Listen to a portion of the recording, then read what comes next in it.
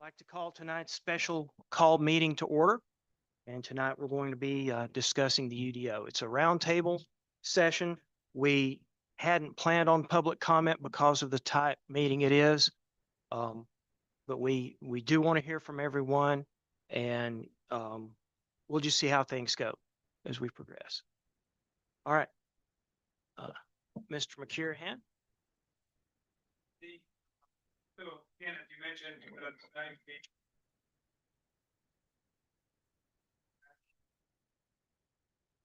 this is really an opportunity for you all to ask questions about the sections that have come up so far, and any questions you heard maybe from the community, as well as any question you have followed the material.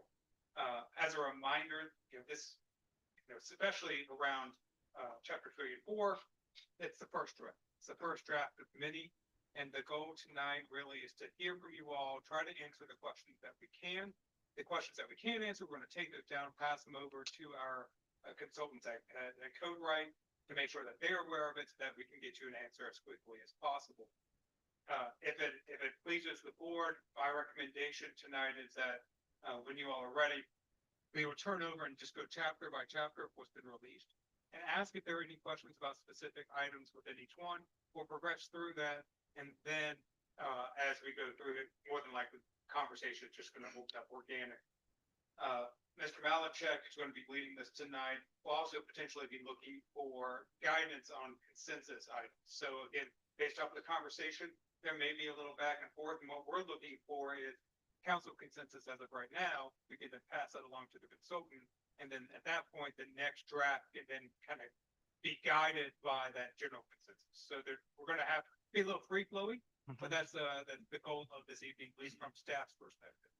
Malachek, if there's anything I missed on that, so that's right. Okay. And Mr. Malachek, before you get started, if you don't mind, I'll say a couple of words. It's a big step. It's in some ways it's like trying to put, like I said last time, toothpaste back in the container. It's but imagine Mills River and what we want it to be. The UDO itself, and I deal with UDOs every day in my job. It's a good place to have all the rules, and it's convenient instead of having to search here and search here and search here. So at the very least, we need a UDO to clean things up, to make it more organized and make it easier for us to enforce and all to live by. As far as the zoning part goes, we're going to learn more of that as we go. It's our opportunity. It's an opportunity to work with our residents to keep Mills River. Unfortunately, we can't make everyone happy, but we can certainly try. And we want to listen. We want input. Tonight, we are learning as well as we've all read through it, but here's our opportunity as a council to sort of guide the process. So we're not done tonight. We're not voting tonight. It's not over tonight. So is any council comments anyone want to add or press on? Mayor Pro Tem, just one piece of order here. Just that it may be helpful for those in the audience, to those listening at home, to recognize that Mayor Pentagon will not able to make it tonight as an excuse that. So I just wanted to put that on the record. Right. Okay.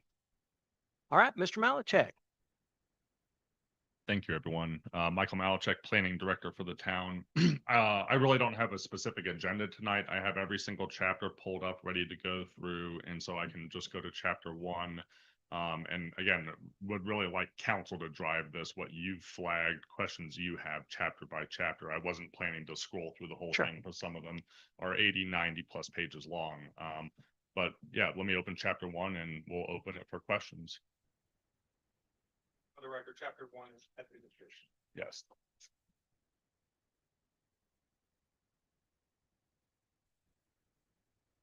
So yes, this is chapter 1, the administration chapter. It basically sets out, the legal provisions for the whole UDO. Talks about exemptions, talks about vested rights, some non-conformities, etc. But again, really looking for council for specific questions or direction for this chapter itself. And yeah, for folks listening, and thank you all for being here that are here. Um, this had to start with something. And our consultant took information from other towns and cities around us and all across the state, and they tried to get close. But this is still not what we as Mills River are ready for. We need to make sure that we make it match Mills River. And so that's why, you might say, well, why in the world is that in there? Well, they took their best shot, and some things we're going to throw out of there. Absolutely. Some things we may want to add, some things we'll just tweak. So Yeah, to echo that, I did ask the consultant, obviously they've been doing this for decades, so they have a lot of templates about how they build these, and basically was told, these provisions were taken from other rural communities they've worked with before. Now, again, Mills River is unique because we're a young town. We're operating off an old zoning ordinance, an old zoning map. Whereas a lot of, the towns that may be rural they've worked for before, may have been around 50, 60, 100 years. And so, some of those places may be, used to more regulation and the specifics included here.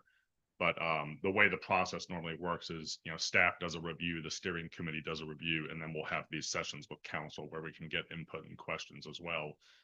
But just to be completely honest, there are whole sections of this ordinance that I've also recommended to strike out because it's not a good fit for Mills River. And Right. again, it's just the first stab at it. I have a question on incentives. What page? Well, more just like a open-ended. What is that? What is the purpose and intent of that? In your eyes, as it's written here, does that give staff ability to, do different things, or does it gonna always go back to like a conditional zoning type thing where it's, hey, if you'll do this, we'll do that?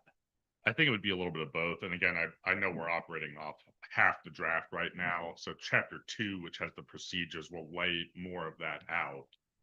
But there are other sections of this module that talk about, administrative adjustments, but those would be very limited.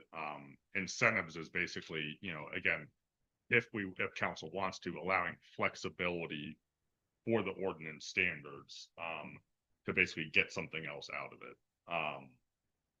I did note that I don't know if it was in this specific section, but there was a portion in here that called out density incentives, I believe, which I believe council had said, the council was not interested in going beyond the 4 units an acre maximum. So that's one thing I wanted to call out. But yeah, the purpose of this is for flexibility in the code itself. And again, that's a partial answer because without chapter 2, I don't know how all of those procedures are laid out yet. could we go over on chapter 8 under administration 1.1.4 exemptions? And let's talk about that. Or is now, let's talking about the following forms of development activities are exempted from the zoning related requirements. It's agricultural activities, agritourism, or forestry taking place on a property being used for bona fide farm purposes in accordance with NCGS 160D-903. That's pretty much, that's an agricultural exemption, right? And it's on page 8. But then it goes down and it discusses bona fide farm purposes. And that's where, have we gotten any feedback from the agricultural advisory committee about I'd like to hear their thoughts.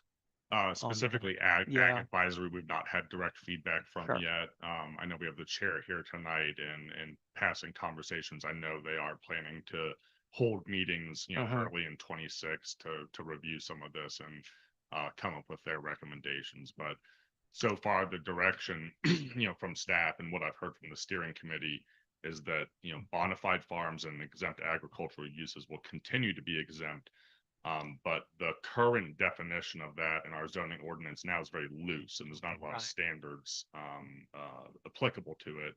And what I've heard in the steering committee is to basically use the statutory definition of what a bona fide farm exempt agricultural use is. And I believe that's what the consultants have plugged Mhm. into this section. All right. On E above that, it says exempt structures for engaged in the storage of cotton, peanuts, and sweet potatoes, development activities incidental to farming. Could the verbiage of that be fit more to something that fits us? Like maybe. It could, but that is literally straight out of a state statute. So it was maybe 2 years ago, the state legislature passed a law. And let me back up. Bona fide farms are exempt when the activity or structure is on the farm itself. The legislature passed a law within the last couple of years saying that's storage buildings specifically for those agricultural products also can be exempt even if they're not on a farm property. So, we could strike it. It's really just covering, the statutory, state guidance. Would it? Because if someone, sorry, excuse me. No, go ahead. If someone, and I'm, this is probably unlikely up here, and I know these crops aren't grown here, but if someone did want to store these products, we are bound to basically consider that exempt under state law. And so that's why it's in there just in case. It does bring up something interesting, like let's say someone farmed someone else's property and it wasn't big enough to be under the bona fide exemption, but yet they wanted to store it there, like hay, build a structure to store hay or something, dry corn or something. And, would that be exempt? Is that something could be exempt? Is that, could we could add to this, Okay. right? Since that we could say, or other Of course, field crop or other. because as we know, and as the consultant has said, Mills River is unique in that the town, in its founding has chosen to exempt agriculture. That's not required by state law. State law only says counties can't Sure. regulate it and municipal extraterritorial jurisdictions can't regulate bona fide farms.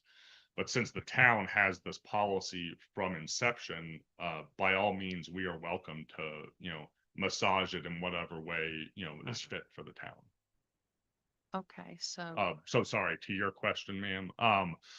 So like hay, other products, right now, the way it's written with the state definition, if it's stored on a farm property, it would be exempt. If it's, I'm trying to think of an example. On the other end of the spectrum, if I just buy a piece of land and put a silo there, and we don't know where that grain or whatever's coming from, that would not be considered exempt under this because there's no tying it to a bona fide farm use. well, how about if you did know what farm it was coming from, would that? Like Not as it's written now, because it has to be on the farm. Okay, so what if if it I, released? if I had a big pole shed on my property and somebody needed to store hay, if they put it on there, it wouldn't be covered. Correct, because that's just an accessory building, just a shed on your personal property. And again, the only thing that would be regulated there would be the building setbacks and that kind of thing. We're not going to get into what's being stored in your shed or outbuilding. Right, okay. Mhm. So if person had enough property to allow to have room for a storage shed on that property, they might have to build it according to whatever codes, but whatever it's used for after that, as long as it's a legal use, by not storing something. Well, you'd then have to get a permit. And it that would- property owner would, To build it. because that farm may be a big piece of property, but it may not be a bona fide farm, even if it's leased to a farmer. Well, if they wanted just to bring it over and stack it and cover it, tarp it with plastic, Hmm. would that be allowed? Yeah. On any private property. Hmm. That gets more into outdoor storage. So I mean, that's something I can ask the consultant, but you're basically saying that you're specific to hay or just anything. Hey, Okay, so hay or an agricultural product couldn't be stored outdoors tarped. okay, No, that's your question I'm asking. yeah, Okay, all right, great. Yeah. So it can or can't? I don't know. I So- mean, and again, that's you know, I don't have an intent to regulate that. Yeah, I'm not worried about you. Well, yeah, Yeah, but again, that's how we're gonna craft this. Yeah. You know, Yeah. That's why we're asking the question. yeah. yeah, Uh, and those ones I don't know. That's why I'm gonna write it down, pass on to Right. the consultant, and then when we get to the other chapters, chapter 2 and chapter 6, you know, will provide a lot more clarity because it's the procedures, and then chapter 6 is the standards. So standards is all the development requirements. So that may provide more light on that, but I'll Okay. make a note of that. So I guess there's a balancing act between, so for instance, if I had enough land that it would be worthwhile for someone to lease my property and then want to store something, build a shed, lease the property. I'm not a bona fide farm. They may be a bona fide farmer. But the building would be under my rules because Yep. I'm not a bona fide farmer.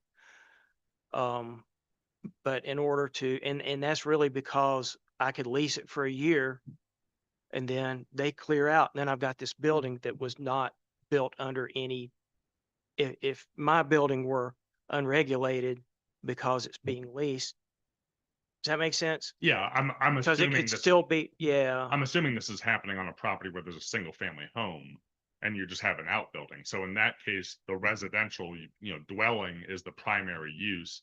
And yeah, you're allowed to have any outbuilding, you know, any secondary use.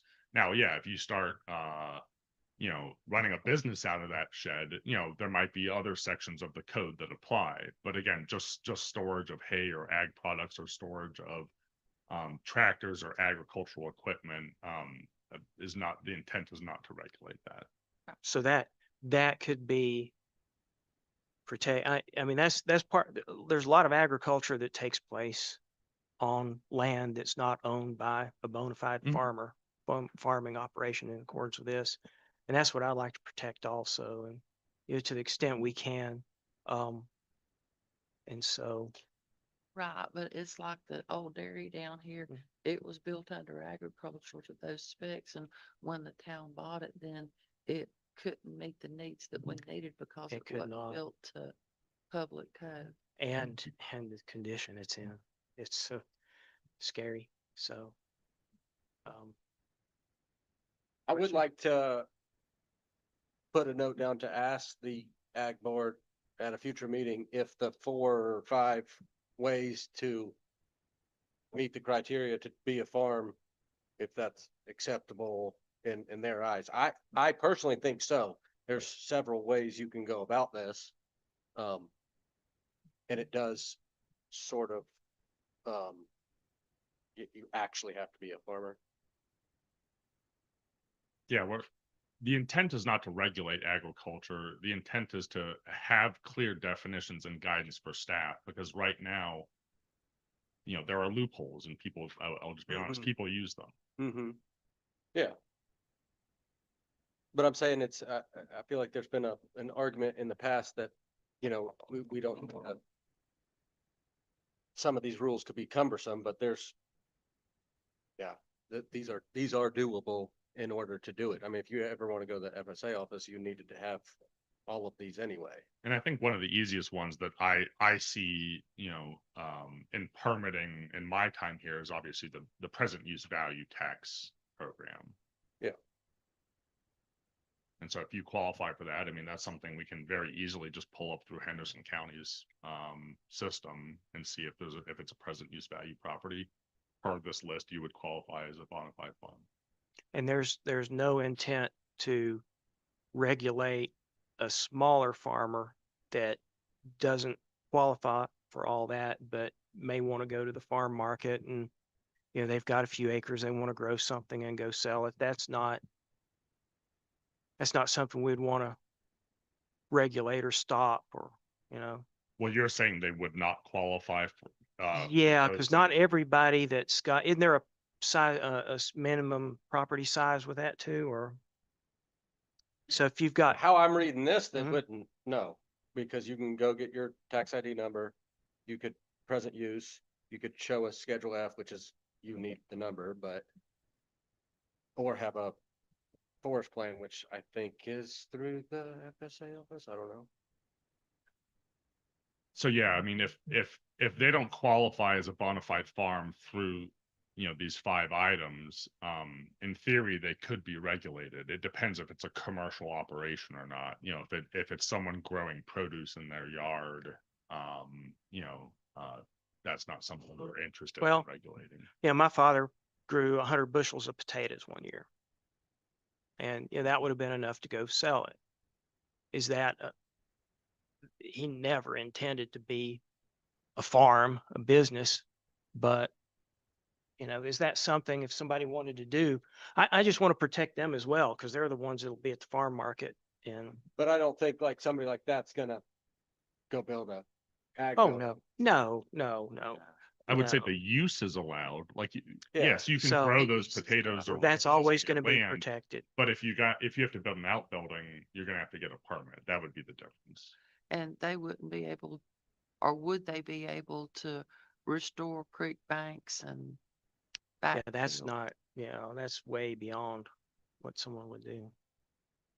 That's not covered in this ordinance. Now, if it's in a flood area, that's a different story because of the Right. special flood hazard ordinance. Okay. But farmers can restore and rebuild. Other people would know better than me. Right now, the hazard prevention ordinance allows that. The federal requirements and regulations with Army Corps and DEQ and all those other agencies, I'm not aware of all those requirements. We'll probably need to know them at some point.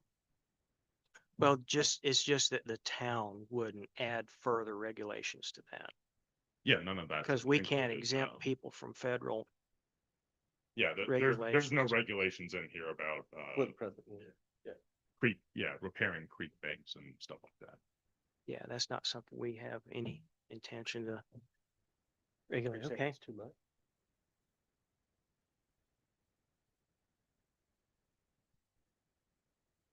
I mean, this is copied and pasted from the bona fide farm definitions. And that was the direction, we had received preliminarily. Okay. So if someone, and we'll keep reiterating this, if someone finds themselves out of compliance through the passing of the UDO, they're in compliance. We Yeah. have the exempt. We're not going to call anyone out of compliance. What is that the right word? Conformity. We're not conformity. We're not going to create a non-conformity through this. We're allowed to, but we're not. Because again, once it's passed, we're back under the downzoning law. So the intent, and this is under chapter 5, nonconformities, once, if and when this document's adopted, anyone who does not comply with this ordinance is automatically, conforming, grandfathered in, whatever you want to call it. That use, whatever's happening on that property, can continue forever. Now, if there's changes they want to make, that'll be a different story. There may be requirements that apply. And that chapter 5 gets into the process for that. Sure. But the point is well taken that if this is adopted and if there's something, whether it's a land use structure or anything else on a property that does not meet these standards, that is allowed to continue as it is forever. Change in ownership doesn't matter. It can continue with that property forever. Okay. Oh, we can have a change in ownership. Oh, okay. Yeah, you don't. Because it follows the property, not the owner. I've been telling Yes. people. Now, again, chapter 5, getting into the procedures, if that use is abandoned for a specific period of time, like if there's a house with an auto repair shop and that property owner sells to me and, I don't decide for 2 years that I want to start doing auto repair again. Again, I'll get into chapter 5 in more detail, but there is basically a period where, if that use is not continued or abandoned by the user, it would be a non-conforming use. But that's not new. You've had to deal with that now. Yeah, we already. did that with Shade Tree Garage across Okay. from the school. It was a change in ownership. We informed them, it could be vacant or not used for up to 6 months. They moved in, started operations, and it was all good. Okay. Sounds good. Anything else in chapter 1 that anyone's wanting to discuss? Yeah.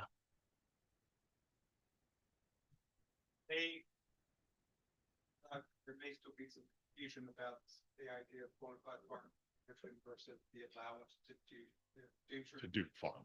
and so to just be very clear that, you know, in certain cases, if somebody is not qualified, does not qualify as a bona fide farm, it does not mean that they may not have the opportunity to, let's just say, build an accessory, you know, like a shed in the back or something like that, but there would be permitting requirements and there'd be standards that meet. That's the difference. It's not to say that automatically you cannot do that. There'd just be a permitting process based off of what's allowed within that zone district. That's right. You can farm on a property, you just may not have all the exemptions that a bona fide farm gets. How about if a bona fide farmer came in here and bought land, he could then establish that as a bona fide farm? Mhm. Okay. Yep. Add that property to the existing farm. Mhm. And if a bona fide farmer is renting property, if we exempt the farmers, which we should, from, some things are allowed. Some things you got to do. You got to make hay when the sun shines. And to keep complaints down from farming, if your property's not a bona fide farm, but someone is leasing it or using it to farm on, they're gonna make some noise. They may be out on a Sunday morning cutting hay because it's when you got to do it, you know, and things like that. And they may be working at night. So, you know, just make sure I want to just make sure we can protect that somehow. And that, you know, I know we've looked at the nuisance ordinance recently too, but, you know, agricultural activities are exempt in the nuisance ordinance, and we've not touched that definition either. But we could make it align with this. But yeah, I mean, you know, we have had complaints from folks living next to beef farms about the smell from spray drift. And in every one of those instances, we always say this is an agricultural community and this is expected here. And, you know, we apologize for the impact, but there's nothing we can do about it. That's beef farms versus bee farms. Bees are low impact. Yeah. But you can smell them during goldenrod season. It's all right though. Questions or comments? So on page 13, 1.7.3, item C, water control measures at site amenities.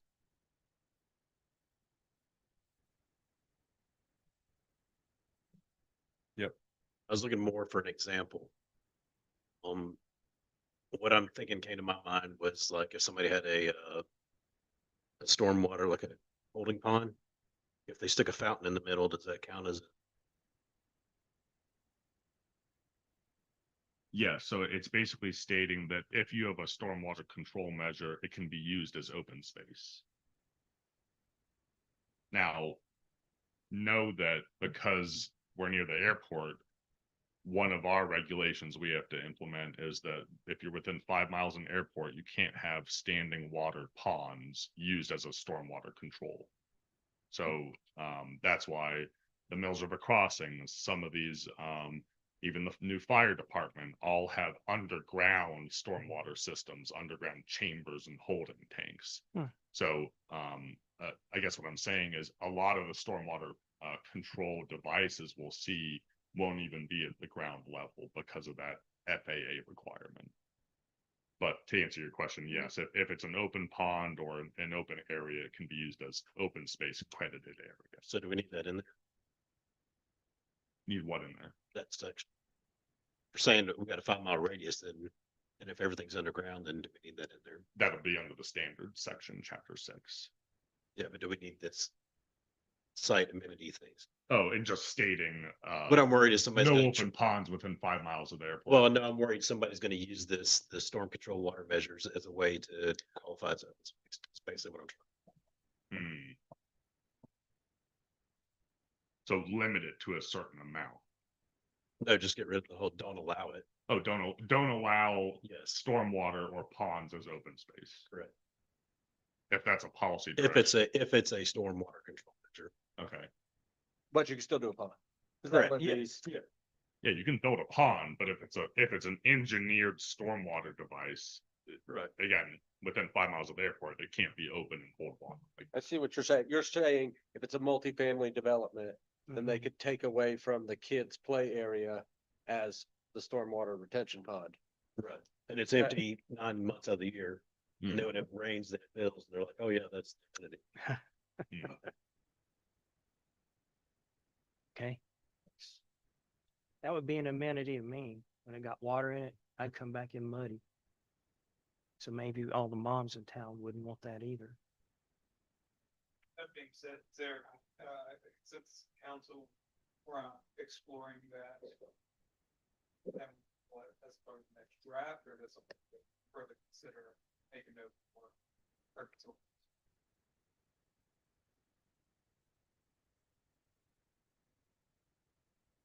I don't think that should be counted as an amenity. Yeah, I'm fine with taking that out. We'll just tell them to take that out.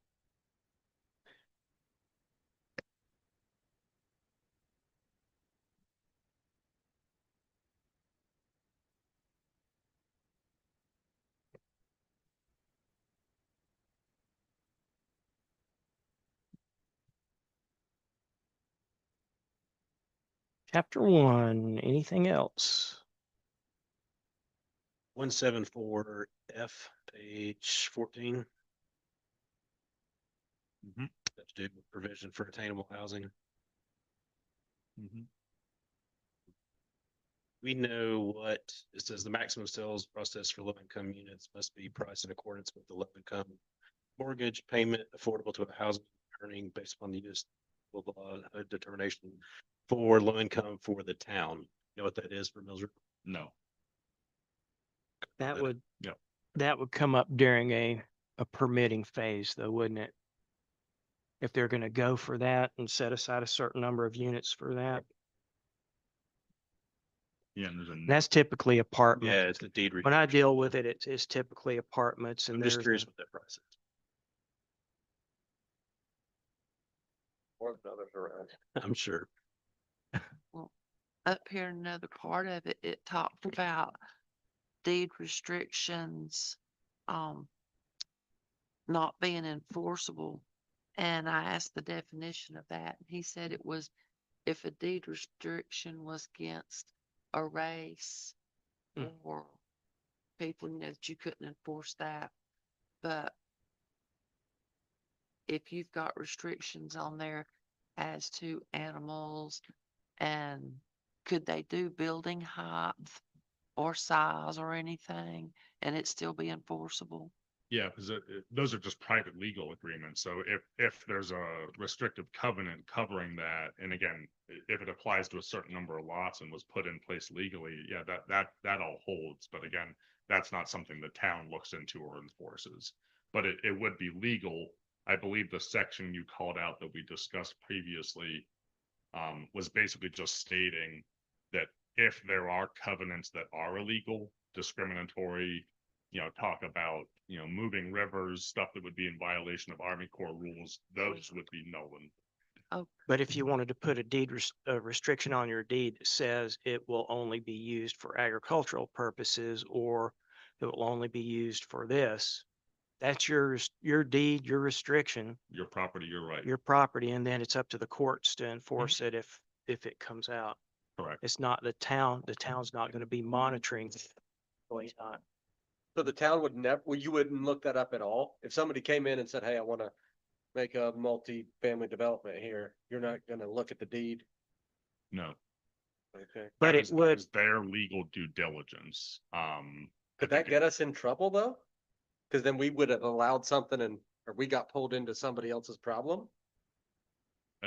I've never heard of a local government that looks into that because Okay. you're opening a legal liability door for the town because you are now, using Oh. the town attorney to look at someone else's legal agreement, a third party.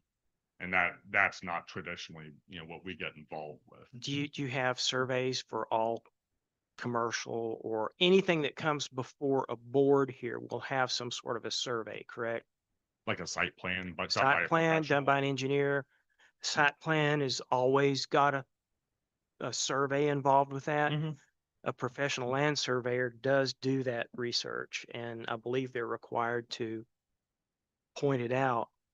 Okay, you're saying other parties would. That's find what it, I'm, not the that's level of my town. understanding, because Okay. when, okay. when I deal with the development, they there's always a survey, and the surveyor goes back and does deed research, and For large scale developments like what you're talking about too, usually before that developer puts a property under contract, before they start doing the rezoning process or subdivision, whatever it is, they will have done their legal due diligence with their attorney. And my assumption is, again, if they've done that correctly, they wouldn't even go under contract on that property if there's some deed restriction preventing them from doing it. But that is the private party's developer's responsibility.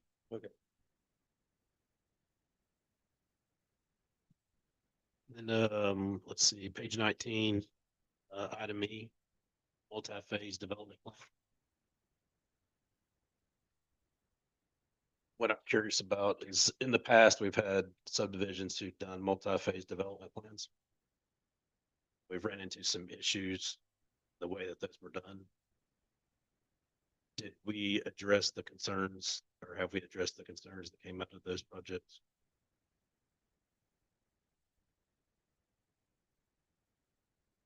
This is basically, so again, chapter 1 is like administration kind of oversight over the whole UDO. So this is not going to contain a lot of regulation. What this section basically says is if there is a multi-phase development plan that is approved with multiple phases, it is granted a vested right for 7 years, because that's a new statutory provision passed by our legislature.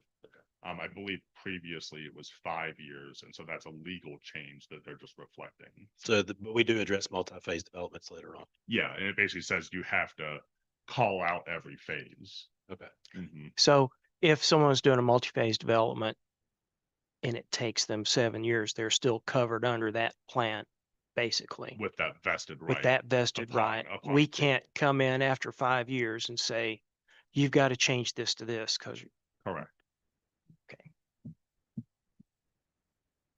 sometimes there's inadvertent multi-phase where they buy more land and just add it as a phase, Mhm. but that wouldn't count It because totally depends on the process though, because I mean, with subdivisions, you can add another phase. We saw that with Mills River Crossing.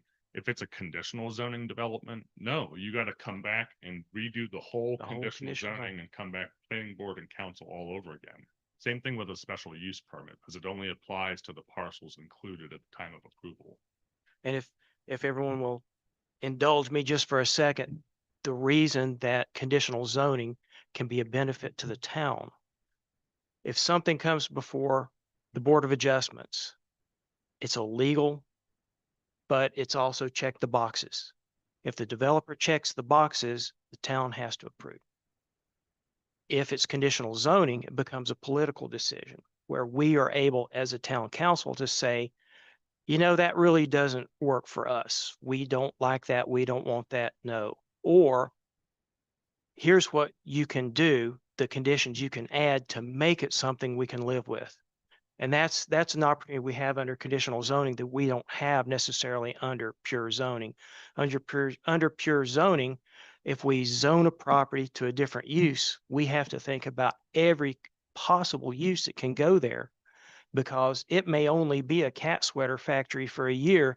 Then they come in and build a slaughterhouse if that fits under that type zoning, and that becomes use by right. But if we conditionally zone it and say in that conditional zoning, this site plan has a cat sweater factory, that's it. If they ever change it to anything else, it's got to come back through the whole process. So that's why me personally felt that that was a good tool for the town to have. I deal with it in municipalities all around. So some municipalities, every residential development is a conditional zoning. They have to go through the process. That may not fit for us, but that's how they keep track of what goes where. So anyway, sorry about that. I just wanted to get that out there, because when we say words like conditional zoning, I want everyone to know what that means. So Quick question on the multi-phasing. If somebody submits to you a multiple phase, it's 3 phases, are they allowed to, I know now they can they have 7 years, but can they jump around, be like, oh, we did phase 1, but now we want to do phase 3 instead? It totally depends on the development type. So if it's a subdivision, I believe it's less of a concern. Like they could, because again, subdivisions, as long as you've met the subdivision code, you're approved. You know, as long as you meet the requirements, you know, in the code on the book. Again, conditional zoning, if there's conditions laid out that they need to go phase 1, 2, 3, 4 in order, the answer would be no. So it's really dependent on development type. Okay. And most of the time with a phase development, they have to put in the transportation improvements up front. That's phase 1. Yeah. Is that if- correct? I know that's more a later on thing, but With subdivisions specifically, you know, if the infrastructure is not in place for that phase, you don't get the subdivided lots. So that's another way of controlling it just with residential. So, you know, you've got to build your streets, put in your stormwater pipes, put in your water line if it's there, whatever else. And then the town comes out and inspects, makes sure those lots are habitable. And then you can get your final plat approved with all the individual lots, which then can be sold. Okay. One example through the subdivision process. anything else? Anything else? Chapter 1. Going. On to the next chapter then.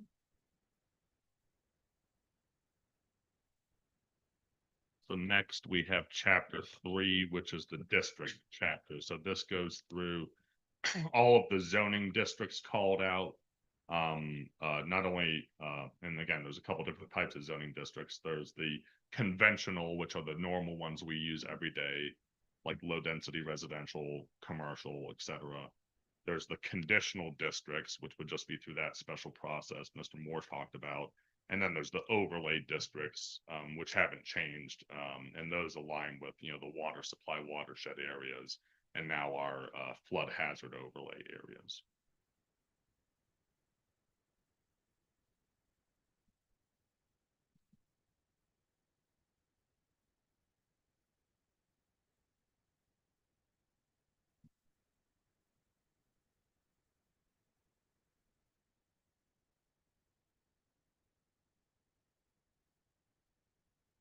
In this right here,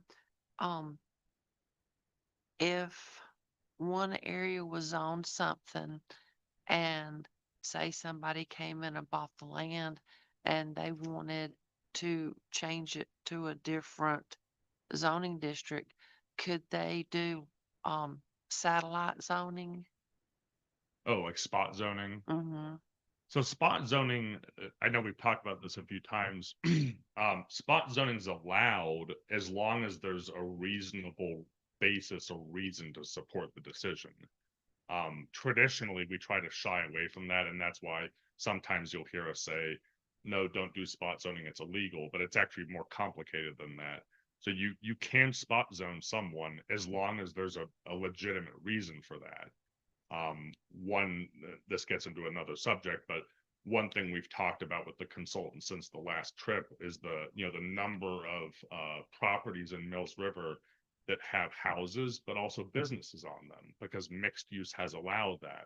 And how do we help those people continue their livelihoods and be able to work and live where they are into the future? And so something that came out of last week and that I talked to the consultants about on Friday is actually coming up with a new district. It won't be mixed use, but the name we threw out was rural mix or rural mixed, and basically would be applied to these specific properties where we know there's an existing home and there's an existing business, and it would allow that type of use to continue while still doing away with mixed use, so we have greater protection in those other areas. Would there be a way to maybe make that a conditional? So that, Of course, yeah. so excuse me, it'd be like rural mixed conditional. So then it's not spot zoning now. And I don't know. I don't think you The- can force anybody to conditional zone. can Well, you? we wouldn't force them to. Okay, that's right. We can't force them to, Yeah, but a and way to protect that. yeah, and so, but we couldn't assign them the conditional district through the large scale rezoning. They would have to opt in. They would have to opt in to, right now they're going to be conforming, No matter but what. if they want to Sure. protect that, say you got an auto shop and it's been there. If there were a way to protect it so that may not be the exact same type business, but something close. The reason we When came you up sell with, your property. yeah, and the reason we came up with that district was to allow changes or expansion, because as we talked about, if and when this is adopted, I've got my house and, mechanical business. I'm conforming upon adoption. I can do that forever. Mhm. But the minute I want to expand my shop, pull a permit to add something else, it triggers the new requirements. And so by creating a rural mixed district, we can have more give and take there, more allowances for changes. But it would have to be on a property where there's existing mix of uses. The intent is not to just assign this willy-nilly to large areas of the town. It's to respect those folks that have those combination of uses on their property where they live and make a livelihood. So someone who's got it now, that would be a good fit for them. That's something that, and we would work with them to do that. We're not going to tell someone we're making you this. Yeah, That's something they could ask for, and that would be available. and we've received requests already. Again, through this process, we're getting requests for people to rezone their property.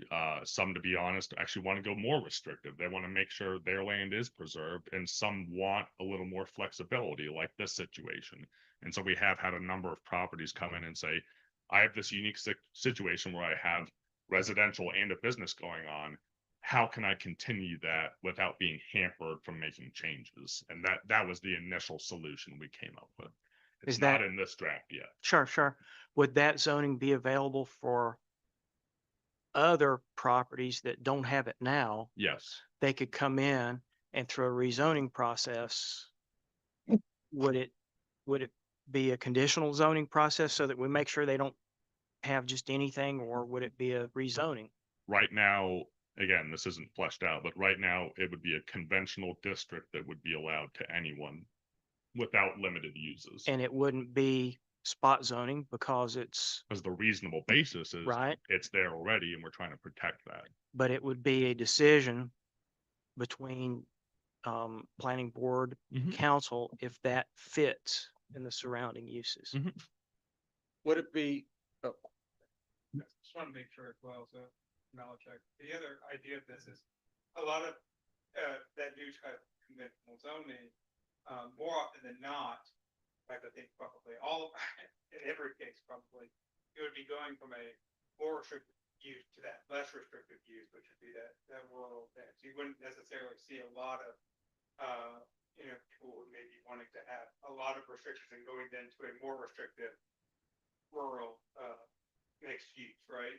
So even after, let's just say, potential adoption in June, then the conversation, there's no down zoning in a lot of those cases, down zoning issues after that case, because you're probably going from more restrictive to less restrictive in those cases, right? Yeah, and if the property owner requests it, they're gonna, if they're the ones that want it, they're gonna give consent. Yeah. And that is what the law requires. You can, down zoning can happen as long as the property owner consents to it. So if they wish to do that by moving between these districts and they're the ones that apply, the idea is we'll have to change our zoning application to include a little consent form, and that will meet the requirement. Can I ask a question Mhm. about that? So if a property owner owned a chunk of property and they decided they wanted to change the density or change it to allow more housing units on there, um, would the surrounding neighbors be able to have a voice Mhm. or is Because it? because the way this is written, the only way to do that is by rezoning. Mhm. So like, again, let's just say the draft rural residential district, one thing that's different too is we're moving away from minimum lot sizes and just towards density restrictions. So rural residential, I believe, is, one dwelling per 1.5 acres. So if I wanted additional density and went to low density residential, which is one dwelling per 0.7 acres, I'd have to rezone, which then triggers public notice, sign letters, triggers the public hearing with council and the meeting with the planning board. So there would be 2 opportunities for public input. Okay, but they can come represent themselves. They don't need legal or paid staff to come represent them. Correct. This is because like in a special use permit hearing, you have to have that expert testimony and that limits public input sometimes. If it were a rezoning, it's just general public comment about whatever. So it allows more people to speak about different issues. Okay. I would be curious to see what you guys come up with on, what'd you call it? Rural mixed. Rural mixed, because I'm for it. I do think that, my kid wants to start something and I wanna build him a 2-car garage to do it. I wasn't Apple started in a garage, I mean, but I also would hate to see the other side of it where it's like, it turns into a huge business. Is there gonna be fairly tight restrictions on this? I think there would have to be some building size limitations. Yeah, You know, that's what- how big is a shop next to a house gonna be? I think 2,000 square feet, 5,000 square feet. I don't think I'd want to go bigger than 5, but yeah, there would have to be some restrictions on it. Yeah, But that also allows some of these small businesses that we know exist out there on lots with homes on them to expand to a certain extent. yeah, because I mean, being able to get my tractor worked on in somebody's shop behind their house is rural. There's also a whole, and again, this stuff gets complex quick. There's a whole section on home occupations too. So you could be in a rural mixed zoning district where you're allowed to do all these different things by right. You could also be in, and this is just an example, rural residential. But it happens my home occupation is I refurbish guns on the side. And so gonna I might protect have that. a little shop where I do that. Yep, we're gonna protect that and applaud it. Oh, great. Well, yeah. So that would be allowed again with You some betcha. basic limitations on shop size, how much floor area of your home is dedicated to the business versus living, stuff like that. Yeah, I envision not letting your son or daughter start a business and yeah, get started, but then also not the other side of that where it's, somebody's got Delays. like a tiny little garage apartment, wink, wink, and it's some huge, factory. A lot of traffic it- coming in it- and out and noise and things. Home just aren't- occupations have limitations on traffic. It's meant to be very minimal in the number of customers coming, to that site. Are there restrictions on parking at, like rural residential or the mixed use residential, For houses or businesses. either? Right now, I don't think there's a requirement for general single family homes. The intent is if you're building a house, you're gonna put in the parking needed. I believe for accessory dwelling units, it's like a 1 space requirement. Home occupations, I'd have to look that up in the rural mixed. I'll make a note of that. If anything, I think, well, that's pretty much self-regulating, right? If you go to somebody's house to have your tractor worked on, but you don't have a place to park it, or you don't have a place to park, or you're going to somebody's house to get your pistol repaired or something, and you can't find a place to park, that's self-regulating. You're just gonna go somewhere else, I And we think. wouldn't want to require a high amount, because again, the No. intent is to keep customer traffic low, because Yeah. you got neighbors living next Right. to you. Well, but you don't want them parking in your neighbor's yard either. Well, that too, yeah. I'll make Yeah. a note. I just wondered, which Mhm. way that was gonna go. But the initial intent is to not change the zoning maps. Like, the town is not gonna suggest different. If you come up with another rural mix zoning, it would be by like the landowner would have to ask. Yeah, Is there a way that if they want to ask it, if they come as this is being, so for instance, if I have a place, and I have a garage and you know, it would meet the mixed, residential mixed. Could I ask for it and have it be done up front as part of this and then not have to go through a whole process? Yeah, We so can get that in, Yeah. and So- that's part of the talk. Yeah. folks have already requested, I mean, honestly, they were requesting the MXR district, which is mixed residential, which doesn't really fit for rural areas because it's meant to be just outside our commercial core. That's what led to this discussion about this new zoning Mhm. district, because how do you allow that mix of uses and some flexibility, but in more rural areas? So they could do it as part of this. They could go ahead and get it in place. Then if we adopt the UDO, they're covered and they don't have to come back separately, and go Correct. through the whole process. And that's what I meant to finish saying. We basically already gotten some of those requests, and that's where this district came from, is in response to, 5+ of those requests. And we know there's others out there as well.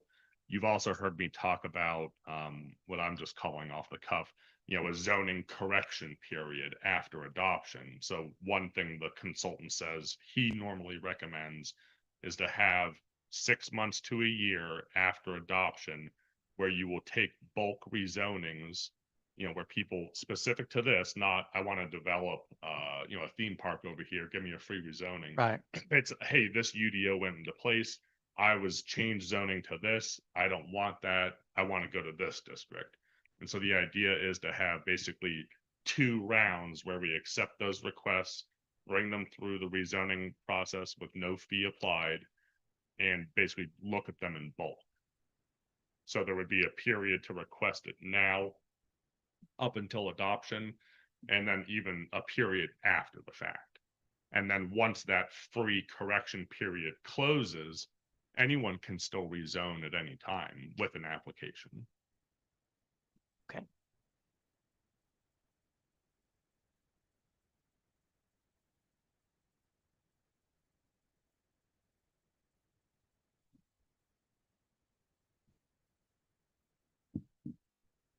Chapter 3.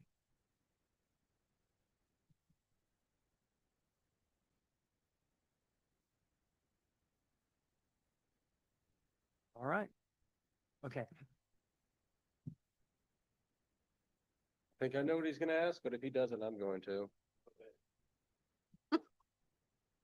Well, I'll wait for you. Perimeter setbacks. What section? Well, just in general, you got minimum in the tables, you've got, minimum, one of the columns is minimum perimeter setback. Uh, Is that referring to the outside? Somebody else's. yeah, basically measured. So it says, unified developments exempt from side and rear setbacks along internal lot lines, and so it puts into place a blanket perimeter setback along all perimeter property lines and street right of ways.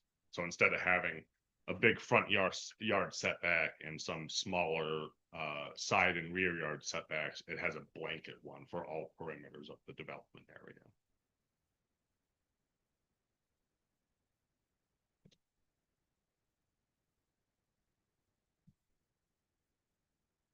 Three point two point five.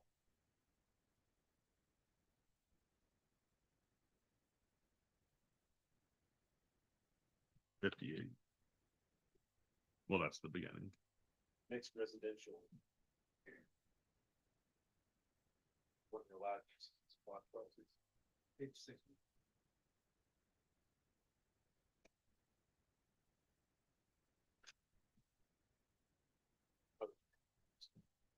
Oh, Stole my question. in the district description? Okay.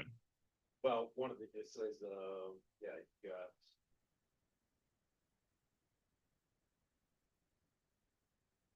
No, you're right, because in the next chapter, chapter 4 in the use table, it calls that out specifically.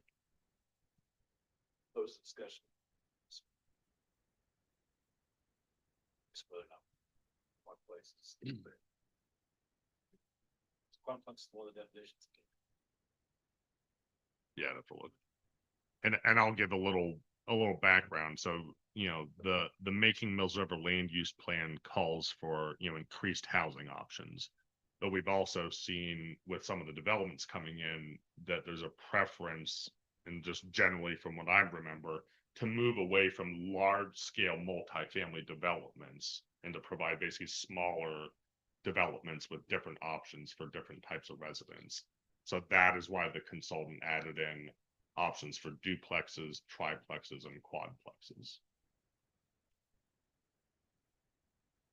But I'm not sure what the apartment complex that got built, but we still allow multi-story. You talking about the townhome project? Yeah. We're still allowing two-story buildings though. Yeah. That style. And even once we get into the next chapter with the use table and even into the definitions, you'll see it's even called out more differently. Right now, we just say, oh, that's multifamily because it's multiple dwellings in one building. The true way to look at it is true multifamily, are apartments where there's many units in one building. That is technically called in this ordinance single family attached homes because the dwellings are separate, but they're attached.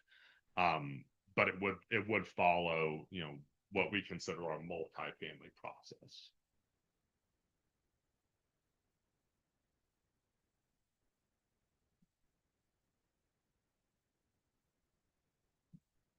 And that's something to think about. If there's some of these standards that we do or do not want, we probably shouldn't even discuss them in here.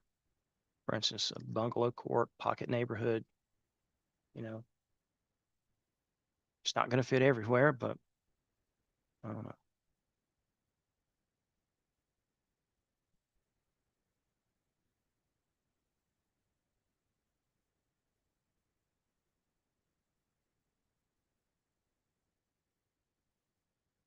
And then, okay, anything else? All right. Page 87, 3.5.5 split zoning.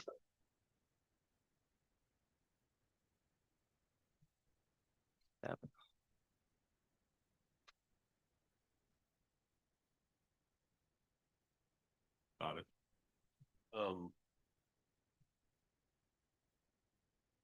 So I know the state, it's different jurisdictions for the state, if you're for a parcel in different jurisdictions. So I'm wondering, would we want to consider if you're have a parcel that's in two different zoning districts, would we want the person to be on fixed zoning for the entire lot? So I'm assuming this is saying that basically if it's split, if the parcel's split, that whatever half is one and half is the other. That's what it says here, but our intent is to never split zone because it's a regulatory nightmare because Well, that's not, yeah, so. And again, these are just provisions to protect us, and guide staff in the future because there's a lot in here, but a lot of it is for staff's guidance because right now there's so little guidance in our ordinance. We or I have to make determinations sometimes on a daily basis about what stuff means. And so this just says if there is a split zone property, every portion of the property with that zoning is regulated by that zoning, which again sounds weird to say it like that when it's common sense, but it's just putting it in the UDO rules. Would it be better to say that the more restrictive of the two zonings would apply to the whole parcel? Is that legal? Probably not, because the zoning map would say differently. So this half of the property you fall under this zoning, this half you follow, you can't, but we can say that you can't take the same rules for the least restrictive portion. Correct. This is one zoning, this is the other. This is more restrictive than this. You can't build here under these rules on this side. And You that's build on this basically- side under those rules, this side under these rules, even though it's the same property. And that's basically what it says in fewer words. It just says whatever zoning's on that piece of property, that's the zoning that applies. Now,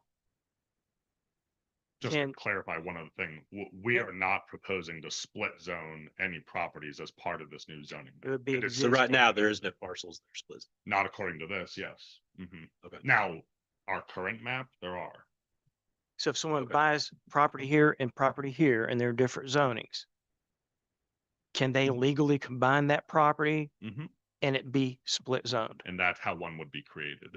So you buy two different parcels, two different zonings and combine them together. Is there any way to stop that, or is there any? No. Does, reason- No, because then it'd be That's the way- downzoning. It's They have That to would go be with down- the, Yeah. well, even the subdivision process, recombinations of land, combining them together per state law is an exempt subdivision, so no subdivision rules can legally apply to it. just the zoning rules. Yeah, and as this says, whatever zoning is on what land area, that's what takes precedence. But they could come and ask to rezone that other portion, Mhm. and we can't. And that's Consider it reasonable, at that time. Mhm. but we can't make them come rezone it. Correct. Okay, just getting it out there.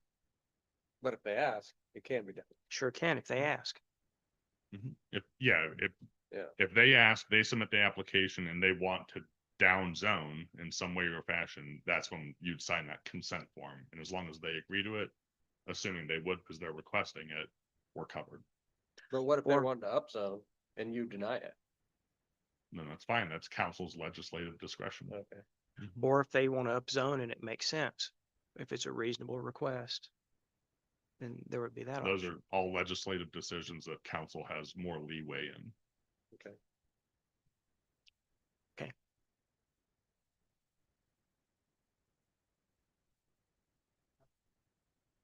Or allow for the discussion. That's your little step. If you don't wish to come and have that discussion, that this sets up that. precedent. Right.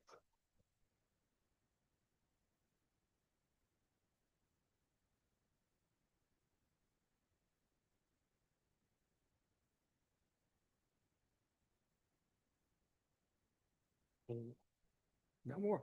No. All right, next chapter.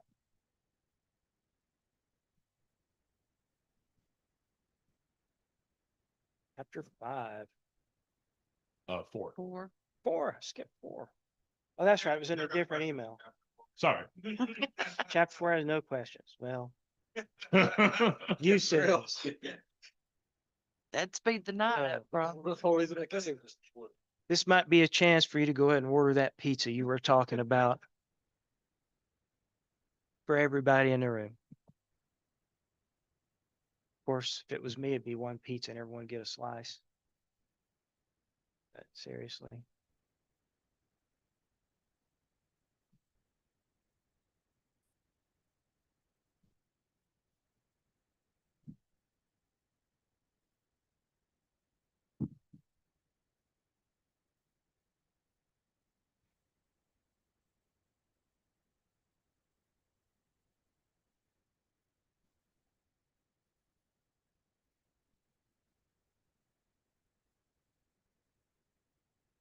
So on the chart that we have here, the CON represents consent, Conservation. conservation. That's yeah, those abbreviations at the top, those are all the zoning district abbreviations. Okay, and then the conditional districts are the conditional rezonings. Correct, in the brown columns at the far right.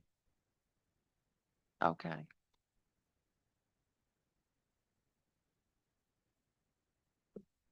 It's ordered from least intensive zoning district on the left, so conservation being very limited development, to most intensive on the right. So you go through residential districts with more density as you move to the right, and then into commercial districts with more intensity as you keep moving to the right on the top of that chart.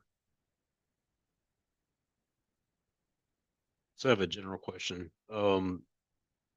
There's very few special use writs, Mhm. but we still have some. So I guess my question is, are we required to have any special use permit procedures? And can we use conditional zoning instead? Just for example, like under animal boarding, indoor and outdoor, and agriculture, it's permitted, but then in rural, it's a special use permit. Mhm. So that's what I'm, can we use conditional? Can that be a conditional request? Yeah, that's at council's discretion. the consultant generally tried to, and this is what a lot of the local governments have done, have moved away from special use permits, but as Councilwoman Good said, those quasi judicial hearings are very limited in what residents can bring forward. But there are some appropriate areas for them, like, I don't have it up on the screen, but that instance, if you're looking at, I can't remember which it was, animal processing or whatever it was, in a rural residential district, the special use permit process basically has the Board of Adjustment checking those boxes that there's no, negative impact on property owners. But by all means, council can make that conditional if they want, council's legislative discretion over it and a little more leeway in the decision making. Generally, I missed those. Generally, the consultant has moved a lot of stuff towards conditional zoning because it comes before council and there's a lot more leeway in the decision making. Yeah, so if it's quasi judicial, then only the affected property owners that can prove they have an effect, a specific effect on your property can speak. And even then, they're not expert testimony. Correct. They can speak. They have the right. They are they're a party, but they're not necessarily experts. So they have the chance to get up and talk and plead their case, but the board has to look at that. Is that expert testimony or not? Is that someone? And there is some leeway that we can say, well, you are right next door and your window's right there. They're going to be barking all night and you're going to hear it. But then again, if they bring in a sound expert that says dog barking only covers so amount, blah, blah, blah, you have to go by the expert testimony. So I say all that to say conditional zoning is a good tool, because then the neighbors can come in and say, we love dogs. We just don't want 100 of them 50 feet from my house. And then we can say, that really doesn't fit in that area, that maybe that needs to be somewhere else. And that's a political decision where we think about the community rather than checking the boxes on an application. So I agree. I think I think that's where I'd be in favor of. very special few use, special use, if any. Because when it comes through this process, we are able to make that decision. And it's just, to me, it's more fair to the adjacent landowners and to the Yeah. community, That doesn't mean we'll get rid of the Board of Adjustments. We don't want to do that, because there'll always be Board of Adjustments, right? And they do great work, but it What- just limits. With,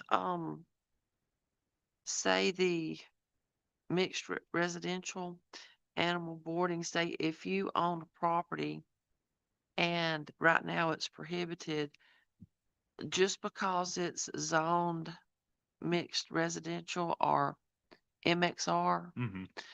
if you own enough land to fence in land and have a horse or a cow, you can still do that, right? Yeah, and there's actually parts of the code they put in about keeping animals that I told them to strike out because Okay. again, I don't think it's, in the nature of Mills River to tell people, what livestock they can have on their property or just animals if it's their private residential property. Now, Right, if you're slaughtering them in a shed in the back and selling it at a market, that might be a different story. right. Or if you're living in a condensed neighborhood, Mhm. Maybe fencing that in wouldn't be fair to an animal. But, if it's zoned something and it's not developed to that point yet, you still have the freedoms to do what you want. Mhm. Okay. Before we move on too far, if you're too confident about removing special uses as much as possible for conditional zoning, are there any other council members currently here to help us with the consensus how to approach? And I was going to add on one thing too. Currently, that's the approach the consultants have already taken. So there should be very few special use permits in here. But if there are ones council wants changed to conditional zoning, and again, it doesn't have to happen here tonight, that specific feedback would be helpful. Or if we just want to do away with most of them altogether. Well, if you want me to hit it, sexually oriented businesses. What's that under? That would be What under, page? 98. Oh, so right now it allows for a special use permit in industrial, and Yep. you'd like to strike that? To make it conditional, yeah. Conditional only. Mm. Yeah. Mm-hmm. Yeah, I think the animal boarding would be a good, and animal boarding is not necessarily letting somebody keep their horses on your property. I think boarding is more of a short-term type thing, right? Like you take them to the kennel, or is that, I don't know. Sorry, I missed all of that. That's okay. Boarding, animal boarding, Mhm. isn't that more of a kennel type operation versus letting somebody keep their horses on your property? Oh, yeah, correct. Yeah, that would be me taking, my dog or cat. Well, no one's boarding a cat, I guess, but yeah, my dog somewhere because I'm going out of town for a week and a half. Will you look at more of those? Cause there's others too that are More of what? the Special use? special use going to conditional. Cause I see tobacco, CBD and vape, um, extractive industry, all types, Mhm. asphalt and concrete plants. You'd prefer all those I would prefer, heavy uses to be conditional.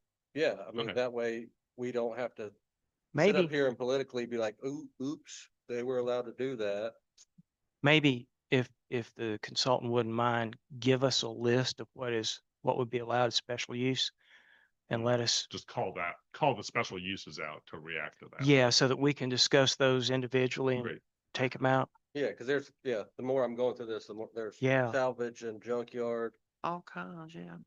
which I mean, I think there may be a fit somewhere, but You'd prefer to maybe, go to maybe conditional. course. whoever's would like to woo them into planting a lot of green giants around their property before they put in their mining operation. Of course, an airstrip could be a use by right. I'm just kidding. That's yeah, that's right. There used to be one Mm-hmm. till the FAA changed the rules. I have a question on, there's an agricultural exemption if you're a bona fide farm. But then on this, there is some dots that say prohibited. So if I'm producing agricultural products or a commercial greenhouse and I have my tax ID number, why are we even putting that it's prohibited in light residential or MXR or, Just in case it's a non-exempt bona fide farm operation. And that was literally one of the notes I put up here under that whole category for agricultural use classification. I actually said we need to include a note here that exempt bona fide farms in agriculture do not have to abide by this section, which is for commercial agricultural operations only. okay, so it's very similar to how it's written now.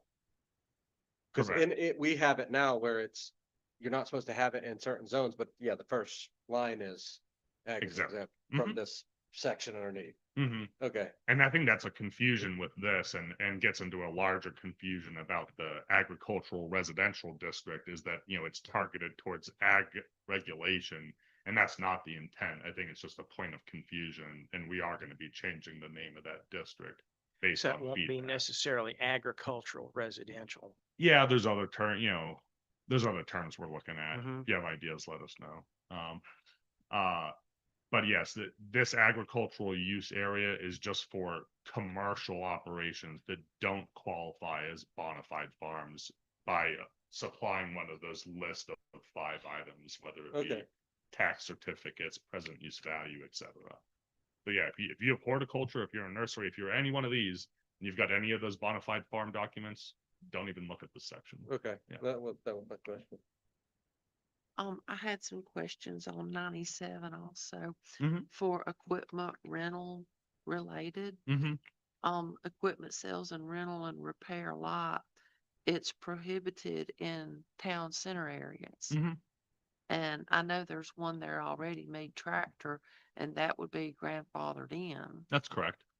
But would they be able to expand if they wanted to? And what if, with it being a centrally located area, you know, another place would not be allowed to come in and rent equipment or stuff? So again, if someone buys it and that use continues, it can continue as is. The conflict would be if there was an expansion or a change to it. Right. And maybe it's just that that property should be zoned something different. Because town center, again, is this idea that, you know, separate from the Mills River floodplain, we have these two cores around the major intersections. And so it's to encourage some more walkable, you know, retail mixed development around those areas. And maybe that property is wrong for that. Okay. But the answer is the use could continue, but if they change it or want to expand, they'd have to comply with the regulations.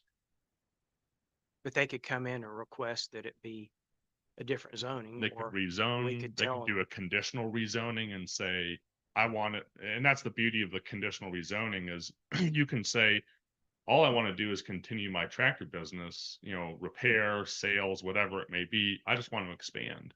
Well, then you can come to council with what's called a limited rezoning, saying I'm only going to use this set of uses. And once that rezoning's approved, then they could expand. And that follows the property forever. So right here, the only place they could come back for equipment sales and rentals is either on a bona fide farm or on general commercial air, property. And sorry, you're on 97, you said? Yeah. And then for industrial, it's got a P and a dot. And Matt, when I talked to him about that at the meeting over there, he said that was probably a misprint, but I don't know which one's correct. Oh, I'm sorry, I'm on, That. so equipment sales and rental is on 96. I'm on 97. I copy my update 97, the second. Okay. Equipment. Sorry, I'm going off of PDF version here.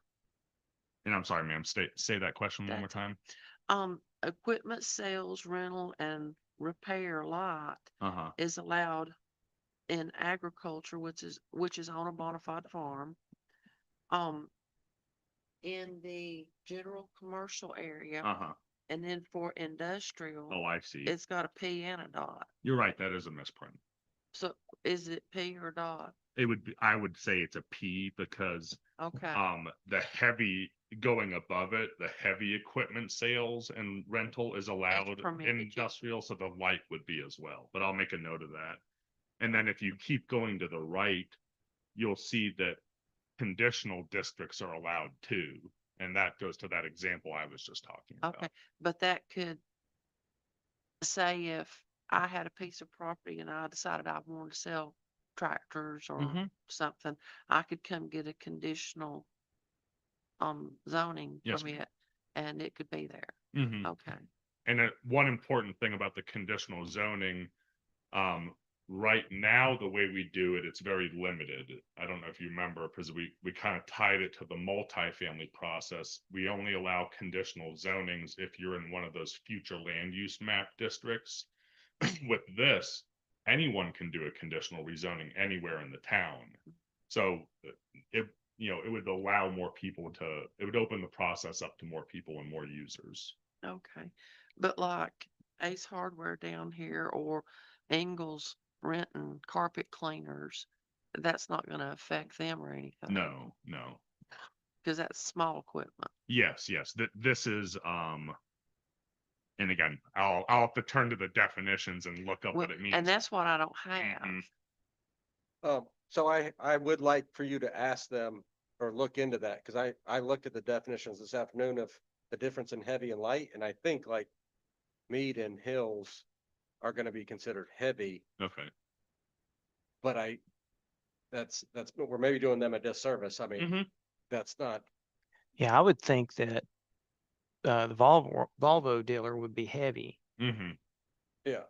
And I Mead, can't look it, I can't look it up now, but it caught my eye that it was, heavy was a very light or small tractor. weight. And that's the feedback we need to change it to fit Mills. I'm just asking if you'll look into it. Mhm. Yeah. And then right down below there for event venue, I didn't see a definition on that. I haven't had the definitions printed out yet, so Mhm. I don't have them. What, do you have the definition for the event venue? Yeah, give me one moment.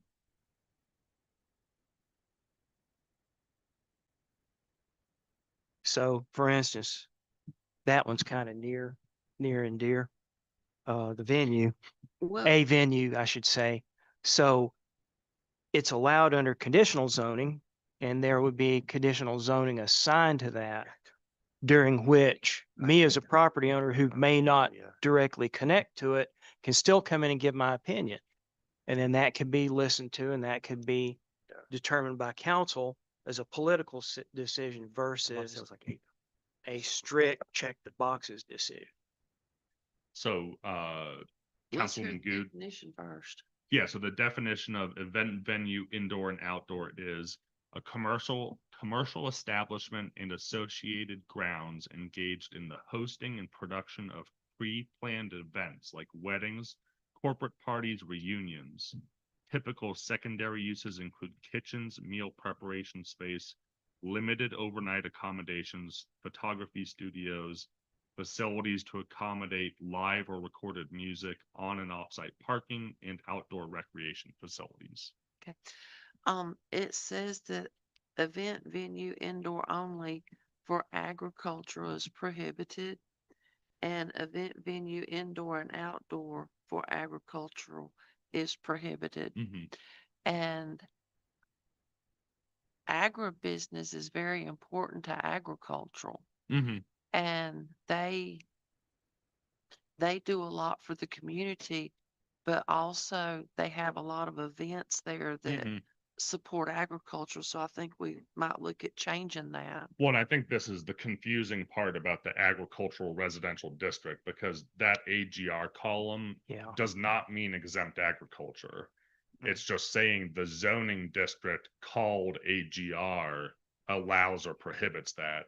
So if we go back to one of the earlier chapters, if you're a bona fide farm or exempt agriculture, agritourism is still exempt. Right. So to answer your question, yes, if you're a farm and you have a wedding venue or anything like that, meeting that definition, it could qualify as agritourism, which would be exempt, and you wouldn't even have to look at this. So it would be permitted. Correct. Okay. But it's kind of confusing when you see it one place and it is, and another one and it's not. And then you go down here and it may or may not be again. And then you're sitting here right now and you understand all this because you're going through it with us. But 50 years down the road, you may not be here. And if this is still in place, Mhm. then it's going to be confusing. But that, if I understand it, conventional residential districts, there's an agricultural residential district, which is called out, Mhm. which is really a residential district, Correct. but the size of the lot allows for agriculture, Yeah. but not necessarily a bona fide farm. Is that right? It has nothing to do with bona fide farms, and So- the That's the intent of the confusing name. thing. Yeah, the intent of the name was to reflect the community character, but It's you in know, the agricultural we've under- areas. yeah, we understand the confusion. So again, welcome new name ideas. Country residential, estate residential. There's lots of options. And for y'all here and watching online, hopefully this information is or will soon be available to you to go through and help us. I'm not sure.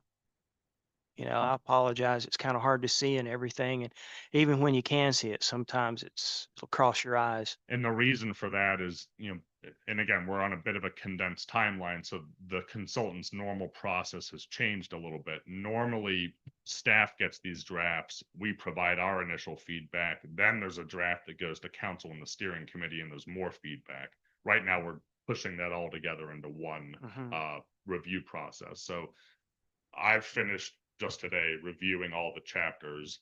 I'm going to incorporate, whatever input we get tonight and pass these notes along. And then that revised draft that comes forward, that's what will be posted on the website, because we want to reflect as much up-to-date information as possible. Because again, there's some stuff in here that shouldn't even be in here because it's just Yeah. not right for Mills River. a lot of that stuff we're gonna weed out. Mhm. You know, If it's okay with everybody else, you can strike the light versus heavy. I was reading the wrong thing. And we just looked up it. The definitions make sense. Oh, okay. Great. Okay.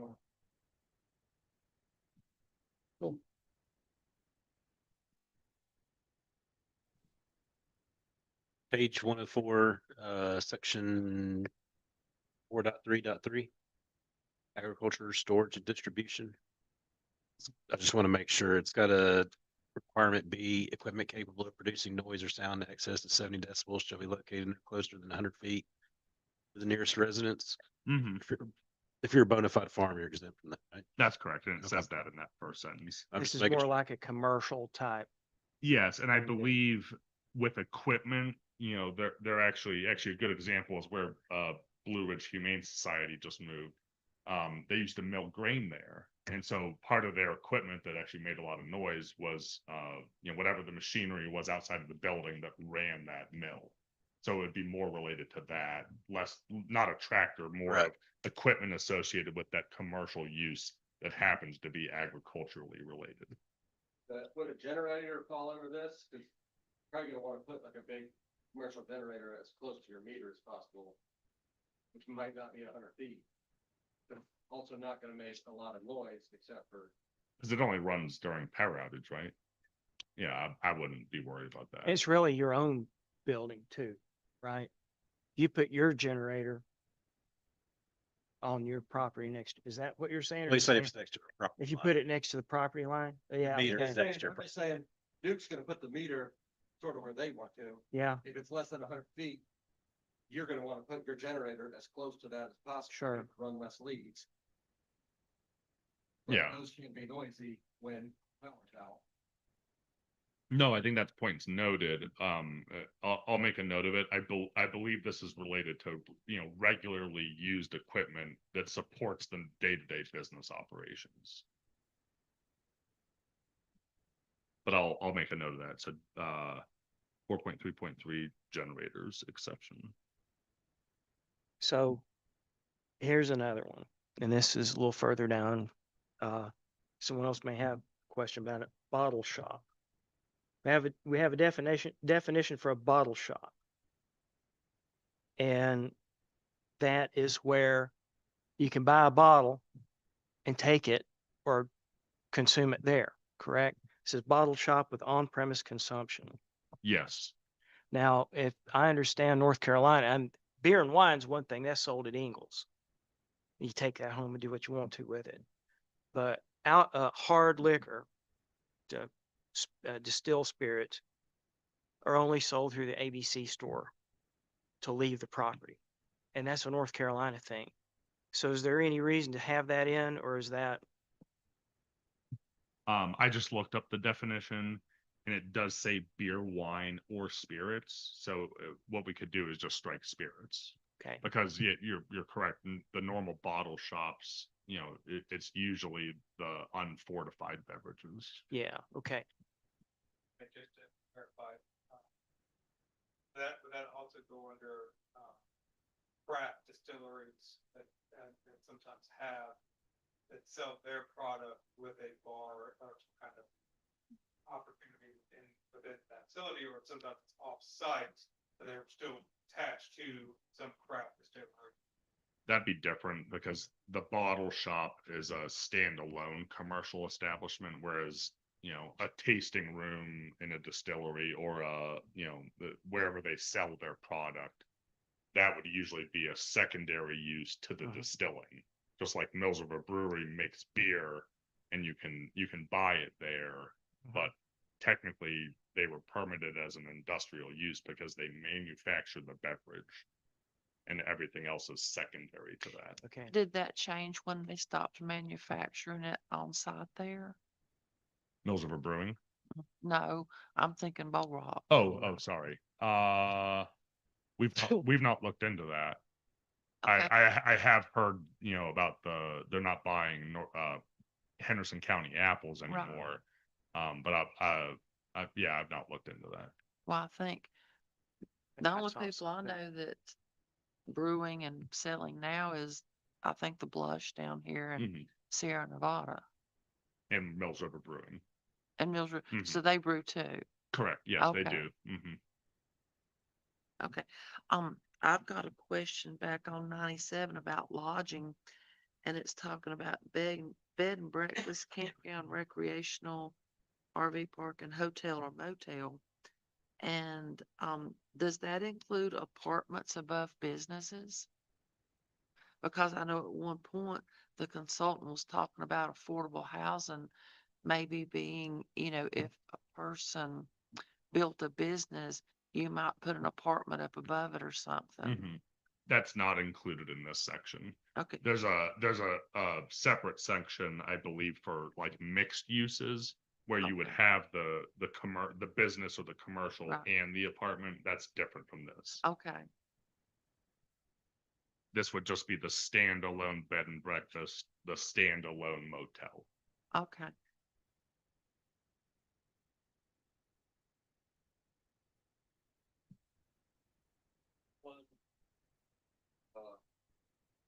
What, 11?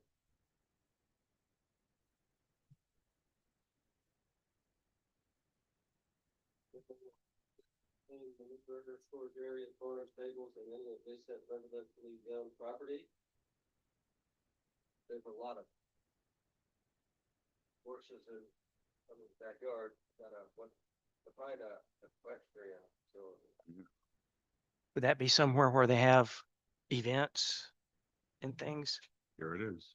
Commercial, and again, a lot of these are commercial. So a commercial establishment engaged in the provision of boarding, training, and healthcare needs for horses and mules. Such uses may provide educational instruction. Secondary uses can include showing areas, pastures, exercise facilities, and may also include facilities for conducting horse shows and hunts. But it's not going to be I have a house and I have horses or mules on it. It's going to be, I'm running a business, doing horse boarding, training, etc.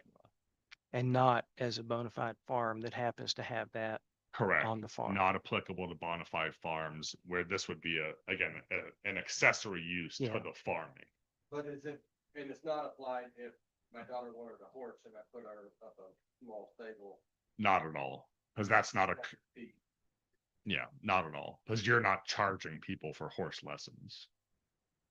Or having horse shows or Any of like those that. other, it's that how it starts, a commercial establishment. If you've got a horse pasture, a barn, whatever it may be, even if you board, friends' horses, that it's still secondary to your home there. And so it's not going to be considered commercial. I have another right below that. Mhm. This is several of them.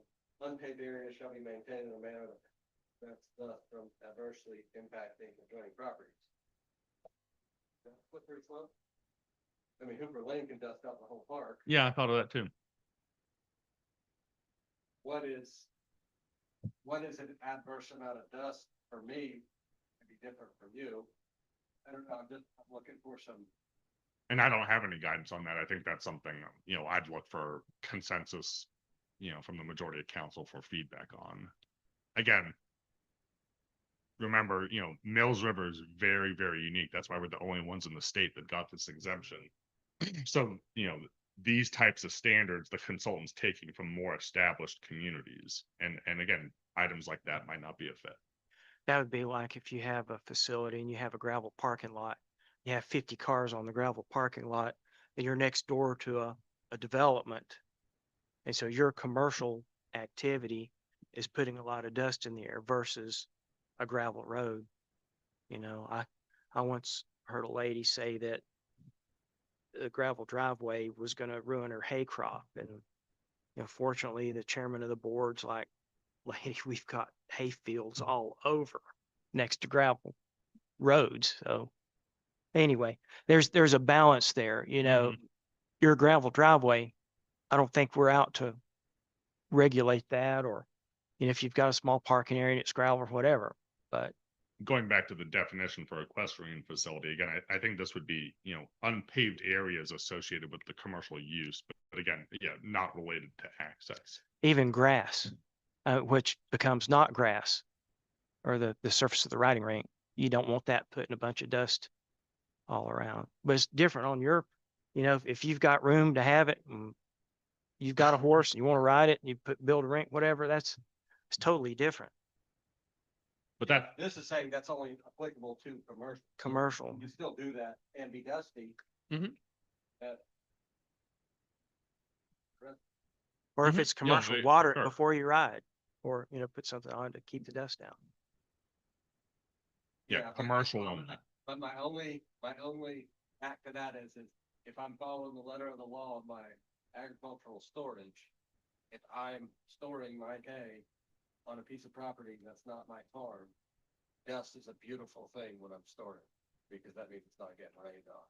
Ah, So Then it might not be a good fit. that would be my only where I'm like, wait, hold on, I'm hate for Mike to come and be like, hey, you gotta water your gravel. oh, well, yeah, that's true. We don't, I don't know, that's why I was saying, Mhm. what is adversely impacting you versus me might be different. You're right. if you're storing hay, that's not going to be that much dust. There's not that much traffic. Well, that's when you're putting it up or taking it out. That's not every day, Saying by the letter of the law right? on agricultural storage, I can't adversely dust out my neighbors. And I could see where I could do that fairly easily. And I have no feelings about this either way. One point I'll make though is remember, related to the down zoning, we can be more restrictive through the UDO, but once it's adopted, we can't. So you can always take away rules after the fact, but we're going to be limited new ones we can put into place. Yeah, I don't know. This one's. Mhm. Now you got my mind racing. Let's, with the horses running around and it's dusty. I mean, are we getting Mhm. too strict? I mean, I'd love feedback. Yeah. How y'all feel about that? Well, I think, I yeah, I think agree. I think simple's that's- pretty good. Let's If just you're- strike- Keep it just strike simple. it. if you're a bona fide farmer and you're doing operations on a piece of property that you lease, then that protection should follow you there to the maximum extent possible, Well, right? If you're a bona fide farmer and you lease land from me, assuming I had the land, and you want to store hay there, then you should really operate under your rules unless you got to build a structure. And so if you're moving hay back and forth and you're creating some dust, it's all right. It's a bona fide farming operation because that's what you do. Okay, you're saying that. I would say you should still be exempt even if you're on my property because it's what you got to do to run the bona fide farm. I want to think you are, protect but that. It doesn't say and. I mean, in that section, it does say and. Just says a farming activity, which is, yeah. So I Yeah. looked up where the word unpaved came up in this chapter, where basically it's saying where this exact line repeats itself, and it's under equestrian facility. It's under equipment sales, rental, and repair heavy. Think of James River equipment on Fanning Fields Extension. It's under farm equipment sales and service. Oh yeah. And freight terminal, governmental maintenance and storage facility, and agricultural storage and distribution. Again, commercial. If y'all can read this, you don't need stronger glasses or Yeah, exactly. For people who may be at home, may have the yeah. ability. how about zooming in? Zoom it in. Y'all have been so patient. There's an iPad coming in tonight. Oh, Well, eyes I'm are gonna driving me fill up. crazy. Are we done with that? Is this pretty Okay. good for this chapter? We pretty much? No, No? Okay. no. Move. All right, let's, I'm sitting here waiting. So Um, I'm sorry, should I strike the unpaved stuff or not? Was there consensus? Otherwise, I'm just gonna leave it in.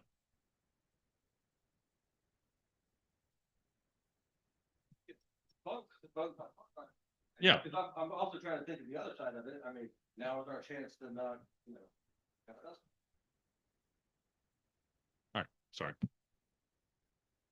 Okay, over here to industrial use classification, and it's energy related.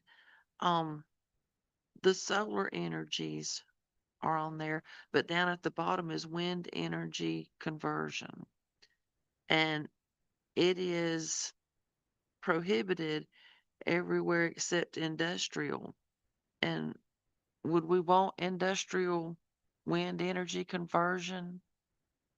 You direct it to page. Page 99. I'm way back. And it's got a C under the conditional districts. Yeah, and it's got a S, special use, maybe we wanna. Is that something we want them all to be conditionally zoned?